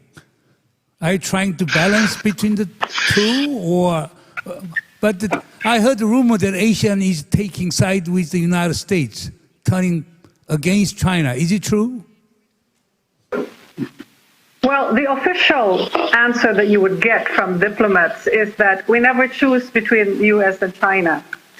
And choosing one is dangerous because as far as the region is concerned, it's always been very careful about playing this, a game between choosing the liberal or the illiberal world. Now, in the experience of Southeast Asia, as you know, they have the ASEAN, and ASEAN has been, since the 1990s, especially at the end of the Cold War, one of the first builders of multilateral institutions. That's why it decided to establish what they call ASEAN-led institutions like the ASEAN Regional Forum, the ASEAN +3, and in 2005, the East Asia Summit, which basically brought together all these major powers in a framework where you're supposed to encourage habits of cooperation and confidence building, etc. So the position of ASEAN has been that you should as much as possible not divide the world, make it a more inclusive form of cooperation between which brings together like-minded and non-like-minded states. Now, at the practical level, there are of course a lot of concern about the aggressiveness of China. You can see, for example, that under the shadow of COVID, there was China's aggression in the South China Sea was most visible in April of this year. And in that respect, ASEAN, to some observers, has really not been strong enough to call out China. And at the same time, it also does not want to be seen as antagonizing China. So it's really caught in this difficult position. And what it tries to do, to the extent possible, is to sort of strike what they call some kind of strategic autonomy, if you like, by being drawn to neither powers, but instead focusing on in the context of a highly charged security and political environment, bring down the temperature and focus on functional cooperation. And this is where, when you look at a COVID-19 world, it's not that bad, actually. When you think about COVID as transforming our way of life, well, there will be some who will say that, pandemic is something that has happened, that will happen, but for as long as you have the right mechanisms and the right practices, for example, pandemic preparedness, at the same time, being mindful of observing the new norms in international health and international health regulations, like mandatory reporting of infectious diseases. And this is where I think regional forums can weigh on China, and ASEAN has done that, to be more transparent when it comes to outbreaks of pandemics, because this then, if failing that, then you really have the world basically closing down as a result of this. So ASEAN has been very careful in in maintaining dialogues, the JoJo versus war kind of thing, but at the same time really coming up with more, more visible areas of cooperation. This has been the ASEAN position all this while. Thank you. Now we finished the Group 2 discussion. Now we are getting to Group 3 discussion. Thank you very much for waiting so long time. Jonathan, and we have discovered that Asia Pacific is full of conflict. And we need your remedial solutions. We need your magic touch so that we can resolve all those conflicts. Please, what is your take on that? I'm afraid I don't think I have a magic answer, but let me talk about some of the changes that might have an impact in the region. But firstly, thank you very much for inviting me to participate. I'm a mere practitioner, not a scholar like all of those who've spoken before. The things I've observed are, firstly, there's much less inclination to have mediators in peace processes now. If you look at Ethiopia at the moment, Prime Minister Abiy has rejected the idea of a mediator. North Korea was very unkeen on anyone mediating between them and the United States. In Colombia, there was no mediator. In Afghanistan, there's no mediator. So to work on peace, we need to find out more imaginative ways of doing it. And increasingly, that's a matter for individuals, for NGOs, and particularly for the establishment of back channels, building channels secretly between sides that can make advances. And I think that's the thing we need to try and concentrate on. How do you have virtual mediation? Can you have advisors from both sides, as we had in Colombia, working on transitional justice, working together to get to peace? The second change I've seen is prevention, the focus on prevention rather than ending armed conflicts after they've begun. But I'm afraid to say it is not enormously successful.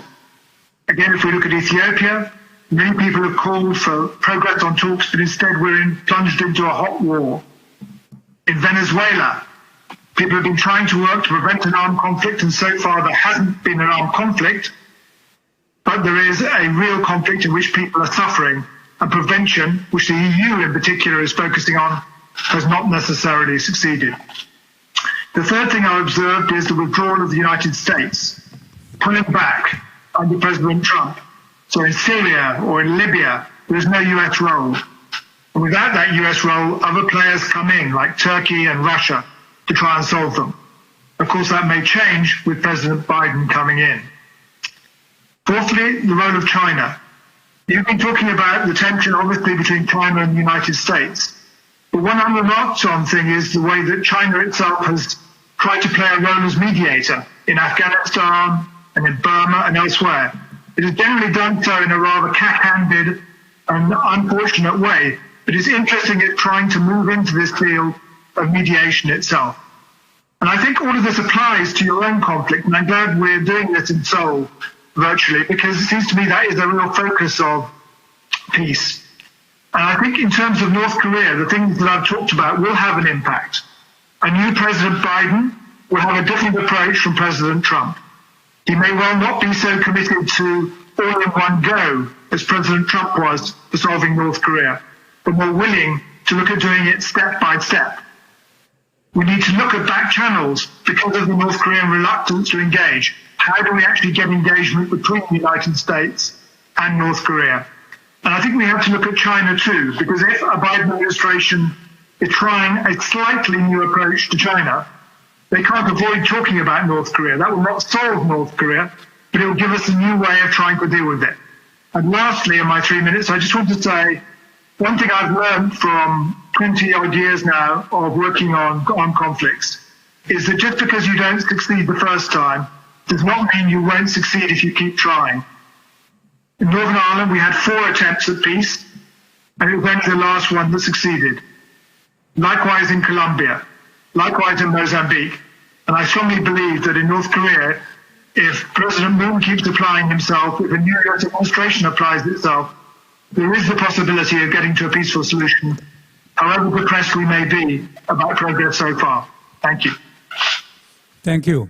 We have some, people here who have done the endless effort toward North Korea. Here is Ki Park. Okay, Ki, would you tell us your experience, and would you tell us what should be done in dealing with North Korea, particularly with regard to the pandemic, since you are a medical doctor? Yeah, thank you, Professor Moon. I want to make just a brief comment about this overall health, peace, the discussion. One is this positive and negative definition of peace. And we have the same challenge within the definition of health. So we say, and at least WHO's definition of health is it's a complete state of well-being in 3 dimensions: physical, mental, and social, and not just the lack of illness. And so in some ways, there's this sort of a similarity in peace. I do think that it's a continuum, and lack of conflict doesn't mean there's peace. And then, I'm a surgeon, as you know, I'm a neurosurgeon. And in health, we're like the ones that are on the battlegrounds. We're the soldiers. We're the ones that are sort of the grunts. And we're actually, then I left, I'm still a neurosurgeon, but I went back to school and became a public health practitioner. And if you talk to surgeons, at least a couple of decades back, they say if you want to go into public health, they thought you were kind of not serious about surgery. And I suspect, and that's changed a lot, because now we have a huge numbers of surgeons who actually are now practicing public health. I suspect there's something similar, that the relationship between sort of the hardcore international relations people and then peace researchers. And I think there needs to be a connection between those 2 communities. And then in the context of this current pandemic, I think it has completely upended the traditional thinking. It really has made people, at least governments, self-reflect on what should be their priorities, because as people have mentioned, military spending has been going up. I tell you, not a bullet or even a nuclear missile cannot stop a single virus. It is completely defenseless against that. And then it has to be a reset, a great reset regarding how governments prioritize human security and where they allocate their money. I hope in the future that the budgets for public health spending and human security are at least as in par with military spending. I know I'm being very optimistic.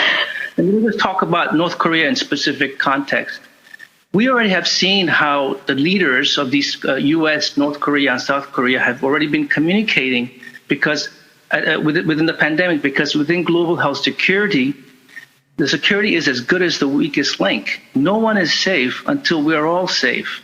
So you saw letters going back and forth between U.S. to North Korea to South Korea. So there's this willingness to cooperate and put down some of the animosities and have adversaries work together.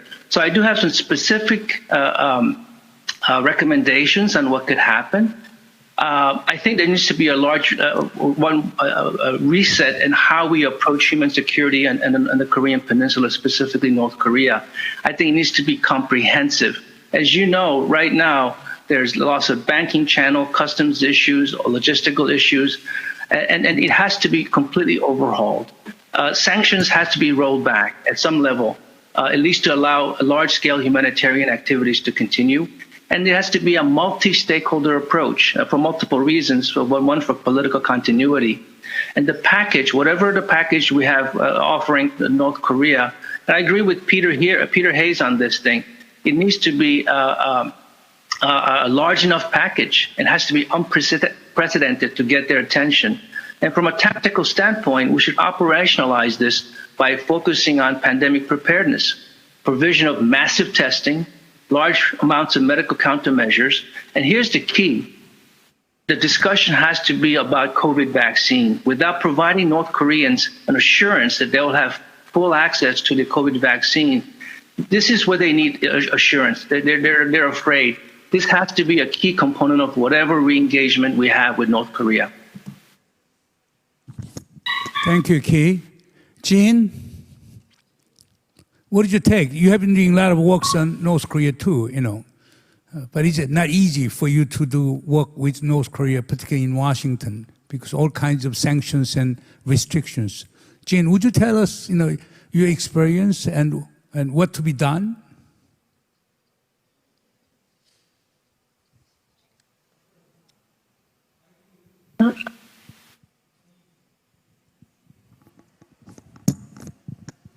Jean, we cannot hear you. Would you check whether you have a mute or not? Very strange. Okay, so Jean, we'll come back later. Okay, why don't you fix your problem? Okay, 이은정 교수님께서는 So, Professor Lee, 한국말로 하시는 게 더 I understand that you find Korean more comfortable because we are not here on a German language setting, so perhaps we can hear from you. Professor Lee is working at the Free University of Berlin, and you've had a very good role because you've invited 12 students from the Kim Il-sung University together with other South Korean students. And I understand that you had a very meaningful opportunity last year in December, I believe, and you said that there was not much of a difference between North Korea and South Korea. So can you tell us about that and also tell us about the situation in Europe? How are Europeans approaching the North Korea issue? Can you tell us a little bit about that and what kind of action we should take here from our end?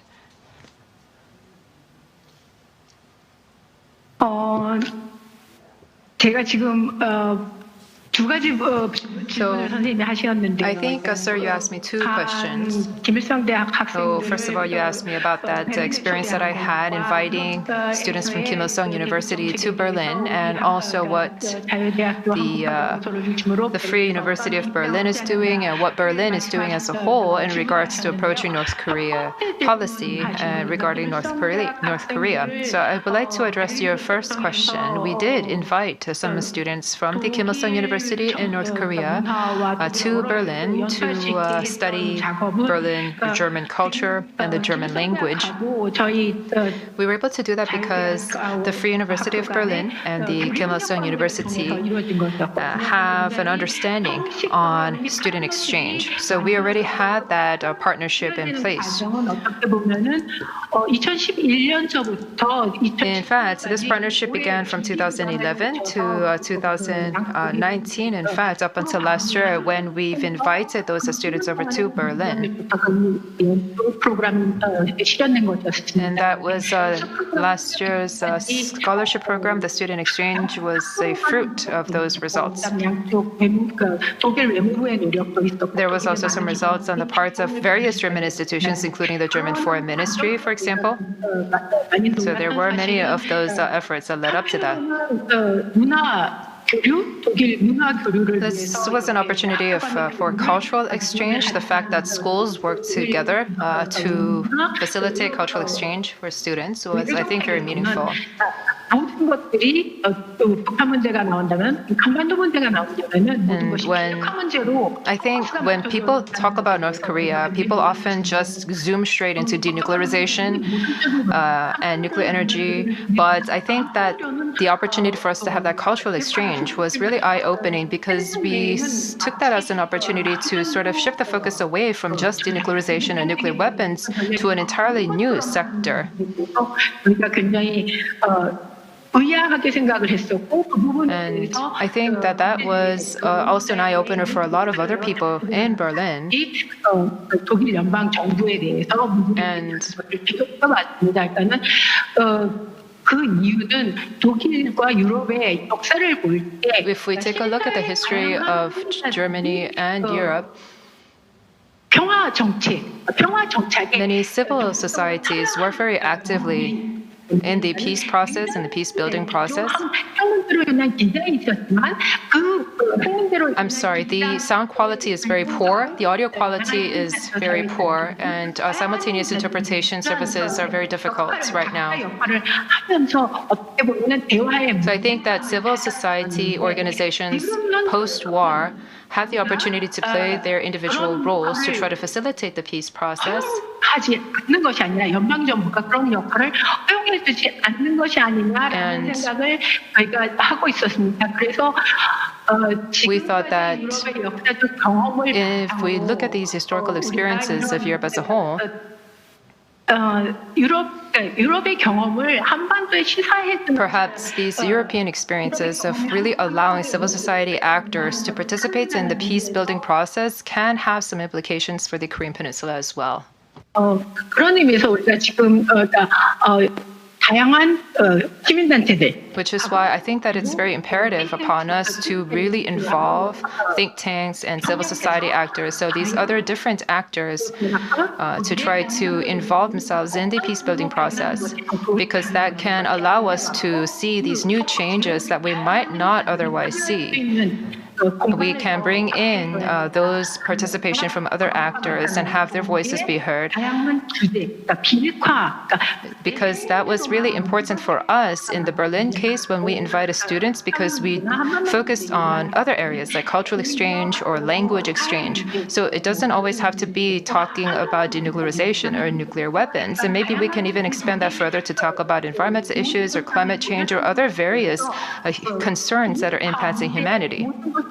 No, we don't have to completely be immersed and stuck in the mindset of denuclearization. So that is the effort that we've made on the part of the Free University of Berlin. And that was the goal that we had in mind when we invited those students over from North Korea, from the Kim Il-sung University. Can you use your audio yet? Can you hear me? Oh, yes, excellent. Please go ahead. So what I was going to say that as a journalist covering Korea, both North Korea and South Korea, North Korea is of course the biggest challenge. It is the biggest challenge for any foreign correspondent. I, in my 20-year career, covered many challenging assignments, but North Korea was the most challenging. And part of it is that we know so little about them. It's difficult to get access to them. It's difficult to wade through the propaganda, understand what is significant, what is real. And so it takes many years for any journalist to truly understand what this country is about. And of course, if you don't have access on the ground, it's even more complicated. So my mission was to find a way, as an American journalist, as a Korean American journalist, so there are many layers, as a woman, and many layers of challenges, to try to do something that no other journalists had done, no other American journalists had done, and that was to get to North Korea. But one thing that was very interesting when I started this journey and started these negotiations was, you have to use every tool that you have. What I find so fascinating about this forum is that you're bringing together all these brilliant minds. We are kind of learning so much from what I've heard today, and that with a Seoul Peace Forum, you would be able to bring all of that to bear on the Korean Peninsula, where these issues of peace and security are really, truly pressing. but for us to also find ways to apply that to North Korea.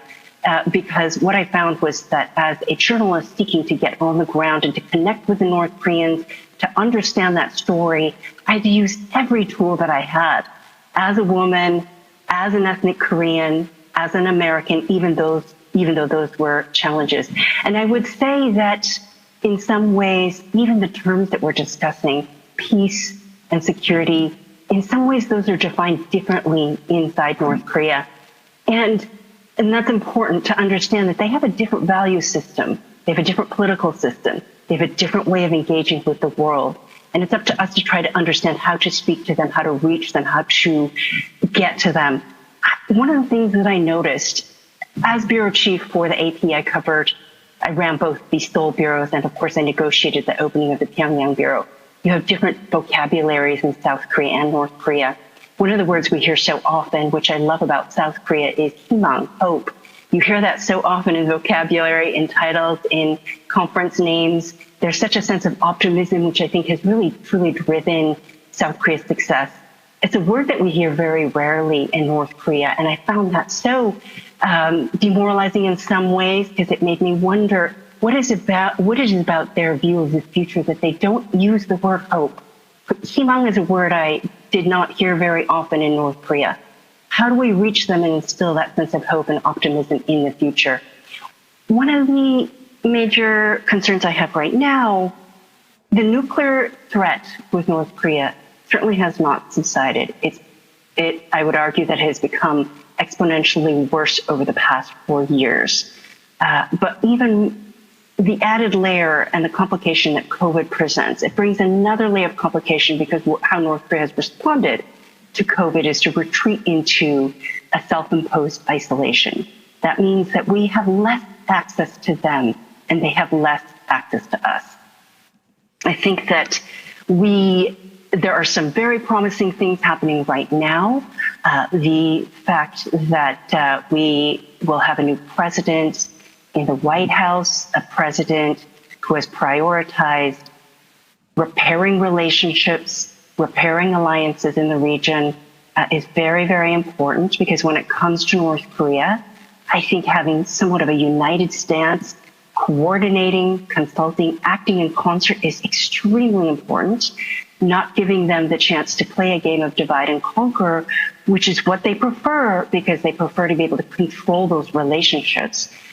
So perhaps, as Jonathan Powell mentioned, it might be the use of mediators, but I would say that it's making sure that all the stakeholders in the region have a chance to express both their needs and their wants. But as well, I think in President-elect Biden's commitment to principled diplomacy. You know, I talk a lot about how when I worked with the North Koreans, I'm not sure that we have a phrase of principled journalism, but it was principled engagement, making sure that we're constantly reaching out, serving as a bridge, making myself available to serve as a bridge to the outside world, but being tough at every step, making sure that I didn't sacrifice my own principles or the news industry's principles in reaching out to them. And so I think that that's very important, and that's very good for long-term engagement. So these are things that I see as being very promising, even though it looks so bleak. And even though I think we'll have to wait to see what Kim Jong-un himself decides after assessing the situation, both with this new presidency in the White House and with COVID.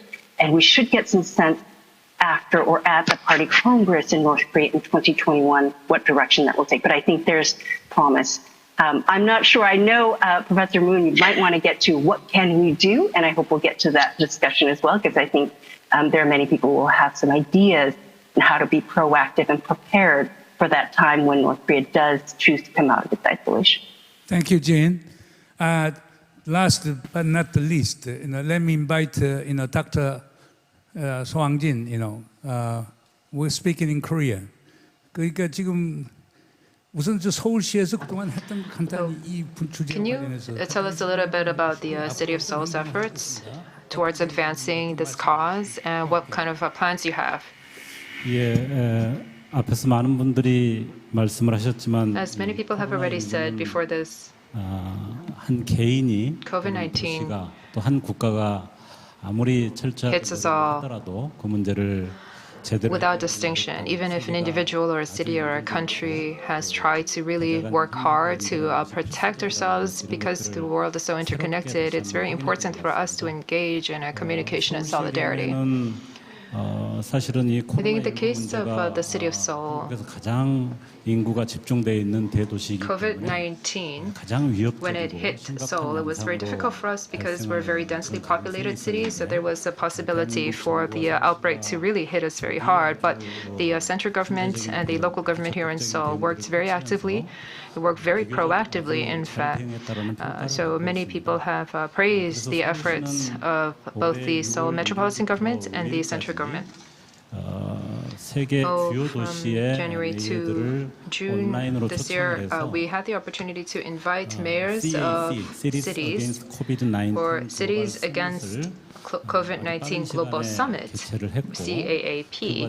We were able to organize this summit in a very short period of time to share the experiences of not just Seoul, but of other cities across the world on how we responded to COVID-19. And through this summit, which was attended by the former mayor, Park Won-soon, and a Cities Alliance Against Pandemic, he presented the initiative of an international organization of cities allied against COVID-19 or pandemics. So 42 different cities adopted a Seoul Declaration. And if you take a look at the Seoul Declaration, they talk about how we can have effective multilateral cooperation at the city level, maybe on information exchange on infectious diseases or pandemics. And when there is a pandemic, how we can have citywide urgent response in terms of human-to-human and material exchange, and what cities are going to do to try to build capacity for professional talent. There is going to be a lot of socioeconomic impact because of a pandemic, but the cities agree to try to open up its doors and try to engage in more cooperation and exchange so that we can all together overcome the pandemic in a short period of time. So those were the contents of the Seoul Declaration. This means that city-level cooperation against pandemics is possible, and it's very important. 1 month after this Seoul Declaration was adopted, when we took a look at the website, many healthcare professionals and government officials had seen this. About 25 million views of this Seoul Declaration in a very short period of time. So this is a testament to the level of interest. However, the former mayor, Park Won-soon, passed away just 1 month after the adoption of the Seoul Declaration. So that led to some challenges, but the city governments of Seoul still are committed to these efforts, and we're going to continue to upgrade our efforts going forward. And just one more thing, if I may, is that Seoul as a city will ally itself with many different city alliances across the world, but we also understand that the North Korean issue is very important for us as a city, which is why we also made an attempt in that regard. I think you all would know very well, but these economic sanctions and the different UN sanctions placed on North Korea have been a big challenge for the DPRK. And because of COVID-19, they have engaged in further isolationism, which means that many of its residents, including the elderly and children, are really faced with a very drastic situation. And so in overcoming that situation, Korea and Seoul should not ignore that problem. So we wanted to provide humanitarian aid to North Korea. And this was an initiative that Seoul had agreed to. But as you know, there are those very strong UN sanctions in place. However, humanitarian assistance is not included in the umbrella of the sanctions regime, which is why, as the first local government in Korea, we have decided to provide diagnostic kits and various other equipment to send them to the DPRK. So we have requested this, and We're going to make use of UNICEF as a mechanism. We will receive support from UNICEF. We have signed an MOU with UNICEF. And in February, we have sent about funding of the $300,000 to UNICEF so that UNICEF can make use of that funding to provide PPE and other diagnostic kits to the DPRK. If we take a look at all of these different experiences in the response to COVID-19, inter-Korean cooperation and the participation of local governments and even NGOs and private organizations will allow for a broader scope of cooperation with the DPRK. Thank you very much. General discussion. You can raise whatever questions, but we would be very much interested in the agenda for action in the future. And as you know, this Seoul Peace Dialogue is kind of prelude to next year's Seoul Peace Forum. And I understand that the Woodrow Wilson Center, University of Berlin, Harvard Medical School, and Intermediate, and then Melis Institute and East-West Center, Asia Society, Lowy Institute, Nautilus Institute, Toda Peace Institute, CIPRI, PRIO, and Muthaya. What is your affiliation?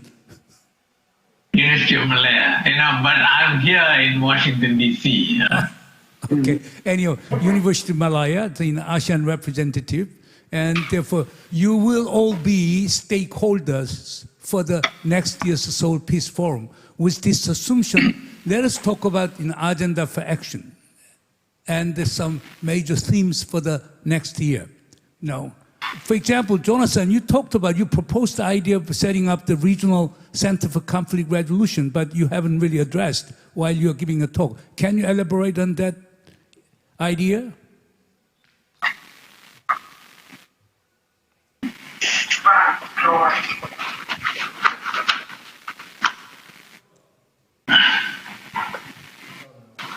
I can hear you.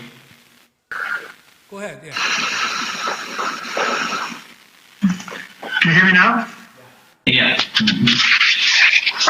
Many years ago, many decades ago, I worked on the CSE negotiations in Europe that brought together all the nations of the Warsaw Pact and NATO, and actually played an important role in bringing down the Berlin Wall and the changes in Europe that brought unity to Europe.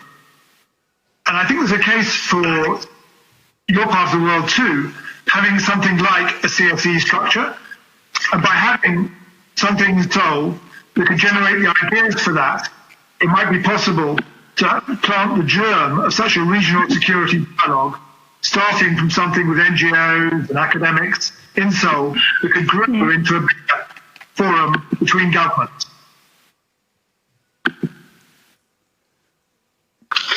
I think that, but that is one of the intentions of, Seoul City to organize this Seoul Peace Forum, But I think that would be a wonderful idea, and we can institutionalize that kind of dialogue every year in Seoul.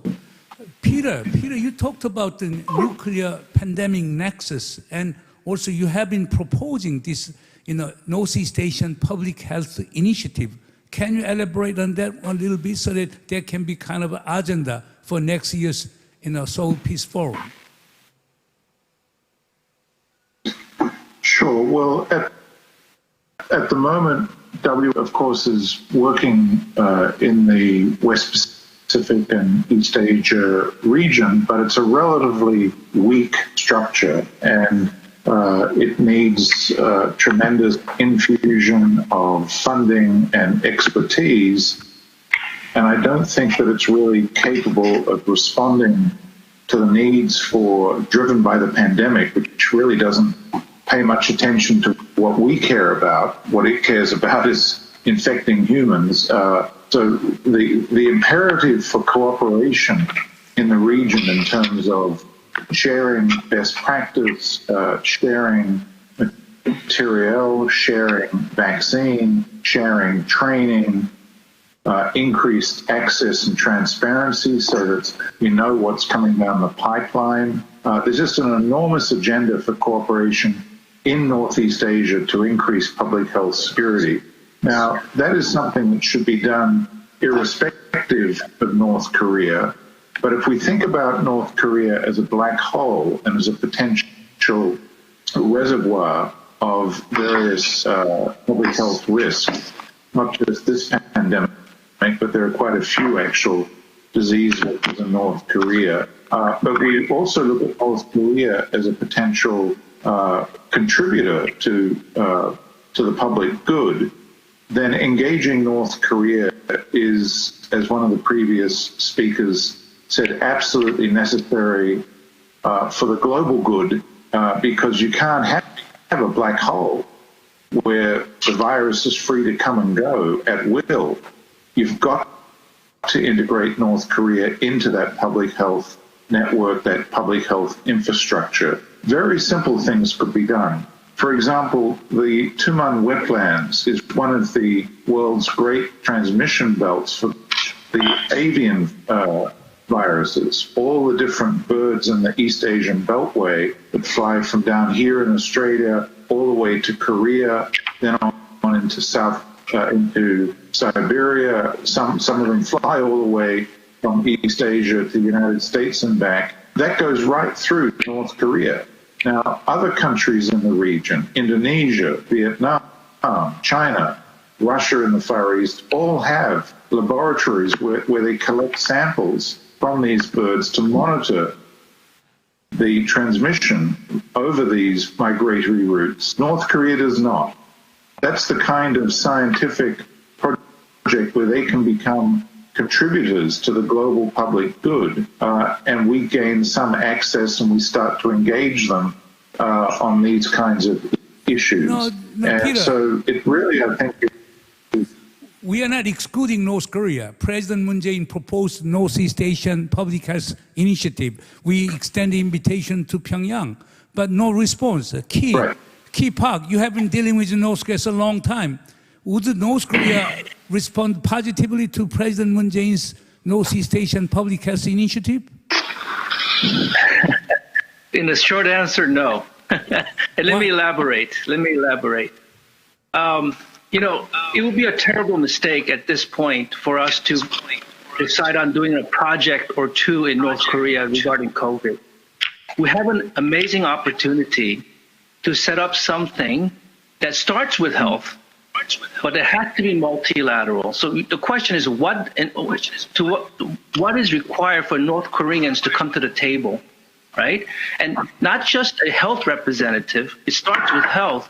Whatever the mechanism is, Koreans to a dialogue, it has to have sufficient oomph, right? Sufficient backbone to be able to go beyond health and be able to liaise with South Korea, U.S., Japan, China, Russia. So the key here is going to be, how do we set that up? But it has to be I think the COVID-19 and pandemic preparedness and the vaccine is a good place to start this dialogue. But it has to have those tentacles that allow eventual, the progression into diplomatic discussions. Now, Obi, let me turn to the China-U.S. relations. Obi, don't you see any role to be played by Japan, South Korea, Australia, ASEAN countries to bring China and the U.S. together? We hate the revival of old Cold War, because if we have a new Cold War, we cannot go to North Korea, we cannot go to China, we cannot go to Russia. We become the crippled peninsula state. Therefore, we Koreans hate Korean division, Korean War, protracted military conflict are all the product of Cold War. How can we avoid Cold War? What role can we play? Well, actually, I think that's a very good question.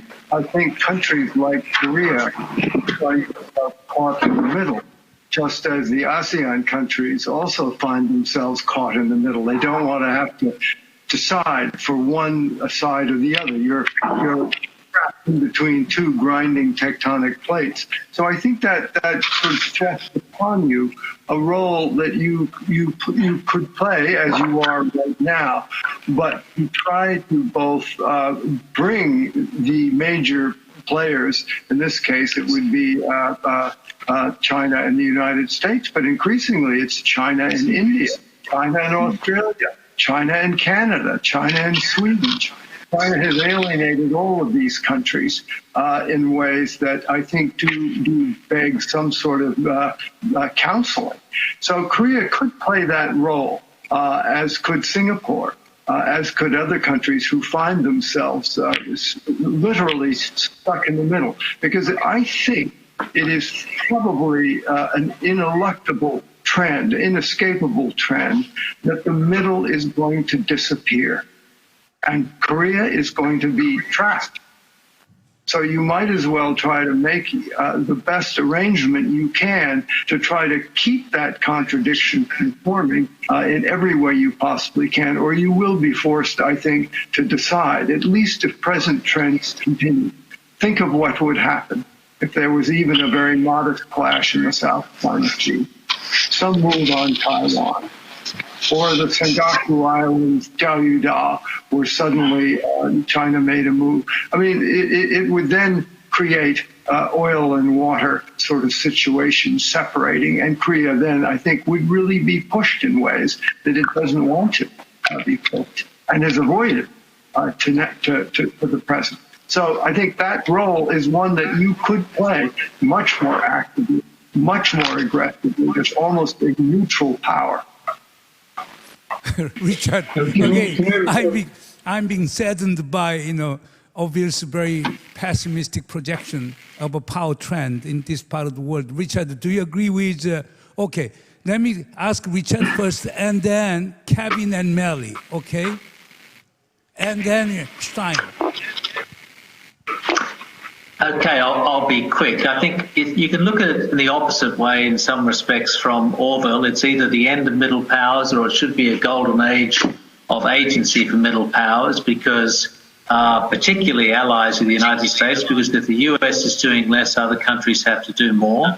At another forum, at another time, I would like to hear South Koreans talk a little bit more about South Korea's relationship with China. This is your neighbor. This is a neighbor who has imposed sanctions on you over THAAD.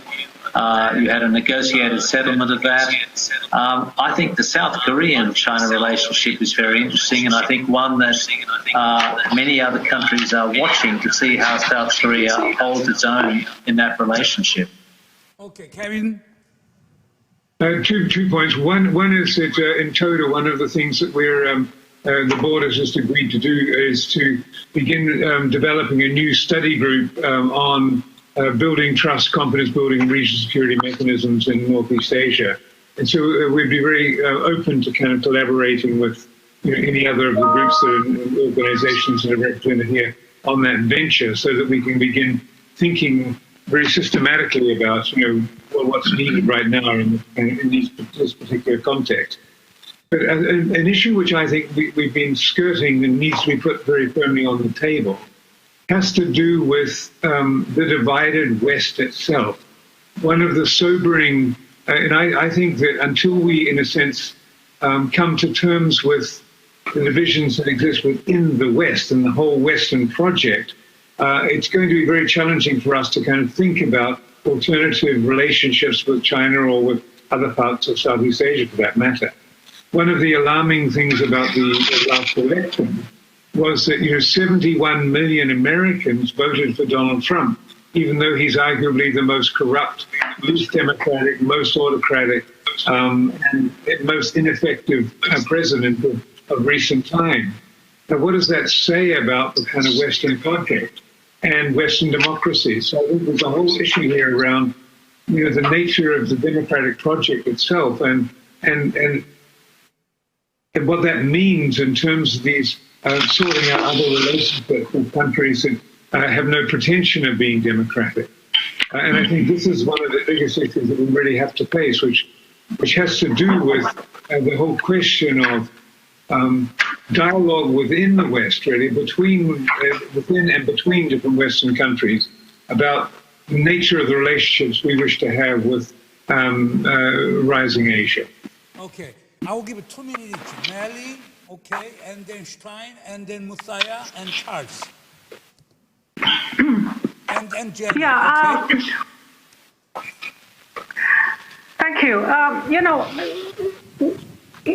Before we could get sort of too pessimistic about the future of the world in light of this kind of 21st century challenges that we're facing. I think we should not also overlook the fact that in the midst of all this major power rivalry, there is actually some kind of cooperation on a technical basis. And in this particular instance, I'm talking about health cooperation. Within the East, ASEAN plus 3 framework, there's been a long history of health cooperation in highly pathogenic diseases. And Korea was a major player in that, and so is Japan and China. And when it comes to, encouraging transparency in disease reporting, etc., there has been a history of China after SARS, right, coming and engaging with its +2 Northeast Asian neighbors and 10 ASEAN countries in actually disease reporting. And that is why, as a matter of record, some ASEAN countries, ASEAN officials have said that as early as January, there was a lot of communication. And that, in a way, helped them in disease pandemic preparedness and response. So the long and short of what I'm saying is there is something that you can build on multilateral institutions in the region that in hopefully, with China can also bring in some way or other North Korea. And when you look at some of the areas that they're cooperating now, for example, vaccine production and distribution, this is now the kind of discussion that's taking place concretely in the region. So, you already have this low-hanging fruit, so to speak, areas in functional cooperation that will mitigate existing major power cooperation. So I don't think we should overlook that. And my plea is to pay attention to these areas because these are the incremental steps that you can take to help promote health security and the wider security in the region, and in the process of doing so, actually contribute to peace. Thank you. Stein, Charles, and Jenny. I think it's essential for us to keep channels open into China with our friends and colleagues in China, and I think this is threatened. I understand it's threatened, and I think it's extremely sad what has happened under Xi Jinping. One name that comes up to me all the time is Michael Kovrig, whom I met at conferences in China and in Vietnam, and who then was arrested and has now been in prison for 2 years as a Canadian citizen formerly working for the International Crisis Group. But in spite of that, I will not up that contact. Also, I think that Orville, I don't think the middle will disappear. I think there are so many countries that are deeply integrated with China economically and through technology transfer, so a kind of traditional Cold War would not work. I have attended in the last week first one conference on the South China Sea in Hainan and then one in Hanoi. And at both these conferences, there are still Vietnamese and Chinese and Filipinos talking with each other. At the conference in China, there was a proposal to set up something on the model of the Arctic Council, and this came from a Chinese professor. At the meeting in Vietnam, there was much constructive talk about possible fishery cooperation as a way of developing cooperation in a very difficult situation in the South China Sea. All these positive kinds of proposals are also deeply held by people in China. We cannot criticize Xi Jinping because that's impossible. But think differently, and you might absolutely sure at the back of my mind they are happy with Xi Jinping's leadership. Thank you. Charles? Did you call on me? I had 3 quick points. First is, how do small powers and middle-sized powers affect large power relationships? And the main way is through your systemic positioning. So if one large power is misbehaving, you shift this way. If another large power is misbehaving, you shift the other way. And normally, large powers pay attention to that. But what we don't know is whether either China or the United States would pay attention to it. But that's the normal way. Secondly, I think this municipal avenue is a very important one to work on. I noticed that Seoul has one of the widest networks of sister city relations in the world. And those sister city relationships include Washington, Beijing, Moscow, and Tokyo. and many other national capitals, of course. And so this is a kind of network that potentially could be leveraged in something. Unfortunately, there's no relationship with Pyongyang, but Pyongyang and Seoul overlap in 3 relationships. Then I think another thing is to look at the North Pacific, not as a regional organization, but as an analytical framework for looking at some of these problems. I'm sorry for Southeast Asians, but for the moment, I think you need a smaller multilateral group that includes 3 largest economies in the world, most of the nuclear powers in the world, but only 7 countries. And so you can have rather rich discussions within that kind of a framework. And finally, I would say, I think that South Korea is disadvantaged vis-a-vis many opportunities toward the North, because the U.S. is no threat to the North. China is no threat to the North. But South Korea, in a sense, is a much more fundamental threat to the North Korean system, is because you're Koreans. Jenny? Well, I just want to generally reflect on the impact that COVID has had on a lot of peace processes around the world, and the mobility restrictions that prevent physical meetings. And I don't think it's possible to underestimate that component because some person-to-person conversations cannot be replaced over Zoom, for instance. So if this is a problem, then I very much agree with other speakers that perhaps it's an opportune avenue to explore public health as a vehicle and to use the work and collaboration around the pandemic as an entry point, while still having a longer transition and being quite persistent, as other speakers have highlighted. Oftentimes there are ups and downs in peace processes, and it may take many, many attempts over numerous decades to get to a favorable outcome. So these would just be my general reflections, and I thank you so much for this fruitful exchange. Thank you very much. Now, time is up.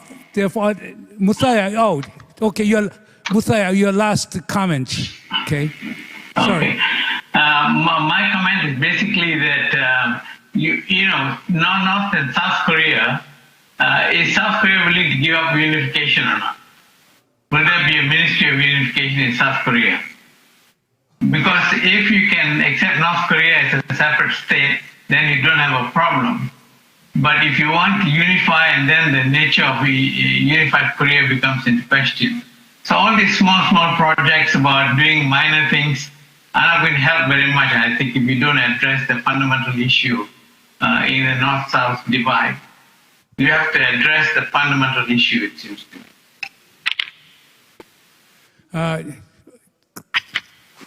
대단히 감사합니다. 이제 Thank you very 시간이 much. 이제 지나서 Because 최종적으로 이제 랩업을 해야 될 시간이 are behind schedule, I think it's time for us to wrap up. So in our discussions today, please understand that I'm going to wrap up in the Korean language for our Korean audiences. So first of all, I think there was a lot of debates on the concepts, because on peace and security, Professor Mathaya said that we have to think about this in terms of security studies. He was very in the minds of realpolitik, whereas other professors, including Professor Kevin, I think in Oslo and Stockholm, they said that there is still much value to be placed on peace studies. And then there's the issue of should we go towards passive or a negative or positive peace, and also security. I think these are all very conceptual discussions. So this will continue on, obviously, until next year, because the Seoul Peace Forum is going to be slated to open in October, and we can continue on our discussions then. Secondly, we also talked about the COVID-19 pandemic, because right now the Asia Pacific Asia-Pacific region, it's almost like opening Pandora's box.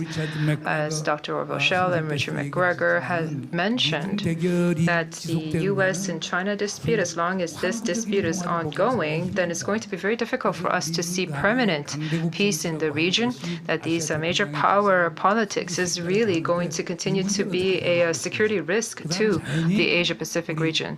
What are we going to do about that? And obviously, we still have to respond to the COVID-19 outbreak. As Peter Hayes, professor, said, that there is also the issue of WMD, climate change. For many Asian countries, as Professor Muthaya Alagapat talked about, there is this issue of nation states, this idea of Westphalian sovereignty. And then there's the issue of North Korean nuclear weapons. So there are all of these different challenges that exist in our region. How do we respond to these issues right now? And I think that we had that discussion about the different approaches we could take next year when we have the Seoul Peace Forum. We can discuss the different approaches that we could take to these various different issues, whether they be dispute-related or not. And thirdly, on what is to be done, we heard from Professor Jonathan Powell that this Shangri-La Security Dialogue is attended by sitting defense ministers. But for the Asia-Pacific region, we also need a separate, perhaps an Olympiad for theorists and scholars of peace studies, that maybe Seoul can take the lead to create this forum for dialogue for leading peace thinkers and peace theorists. And different local governments can send in Tokyo, Beijing, Seoul, these different metropolitan regions can work together in that regard as well. Maybe a Center for Conflict Resolution, for example, can be organized here in Seoul, and that could be very meaningful. As Jen Lee mentioned in her remarks, that this pandemic is a big challenge and a curse.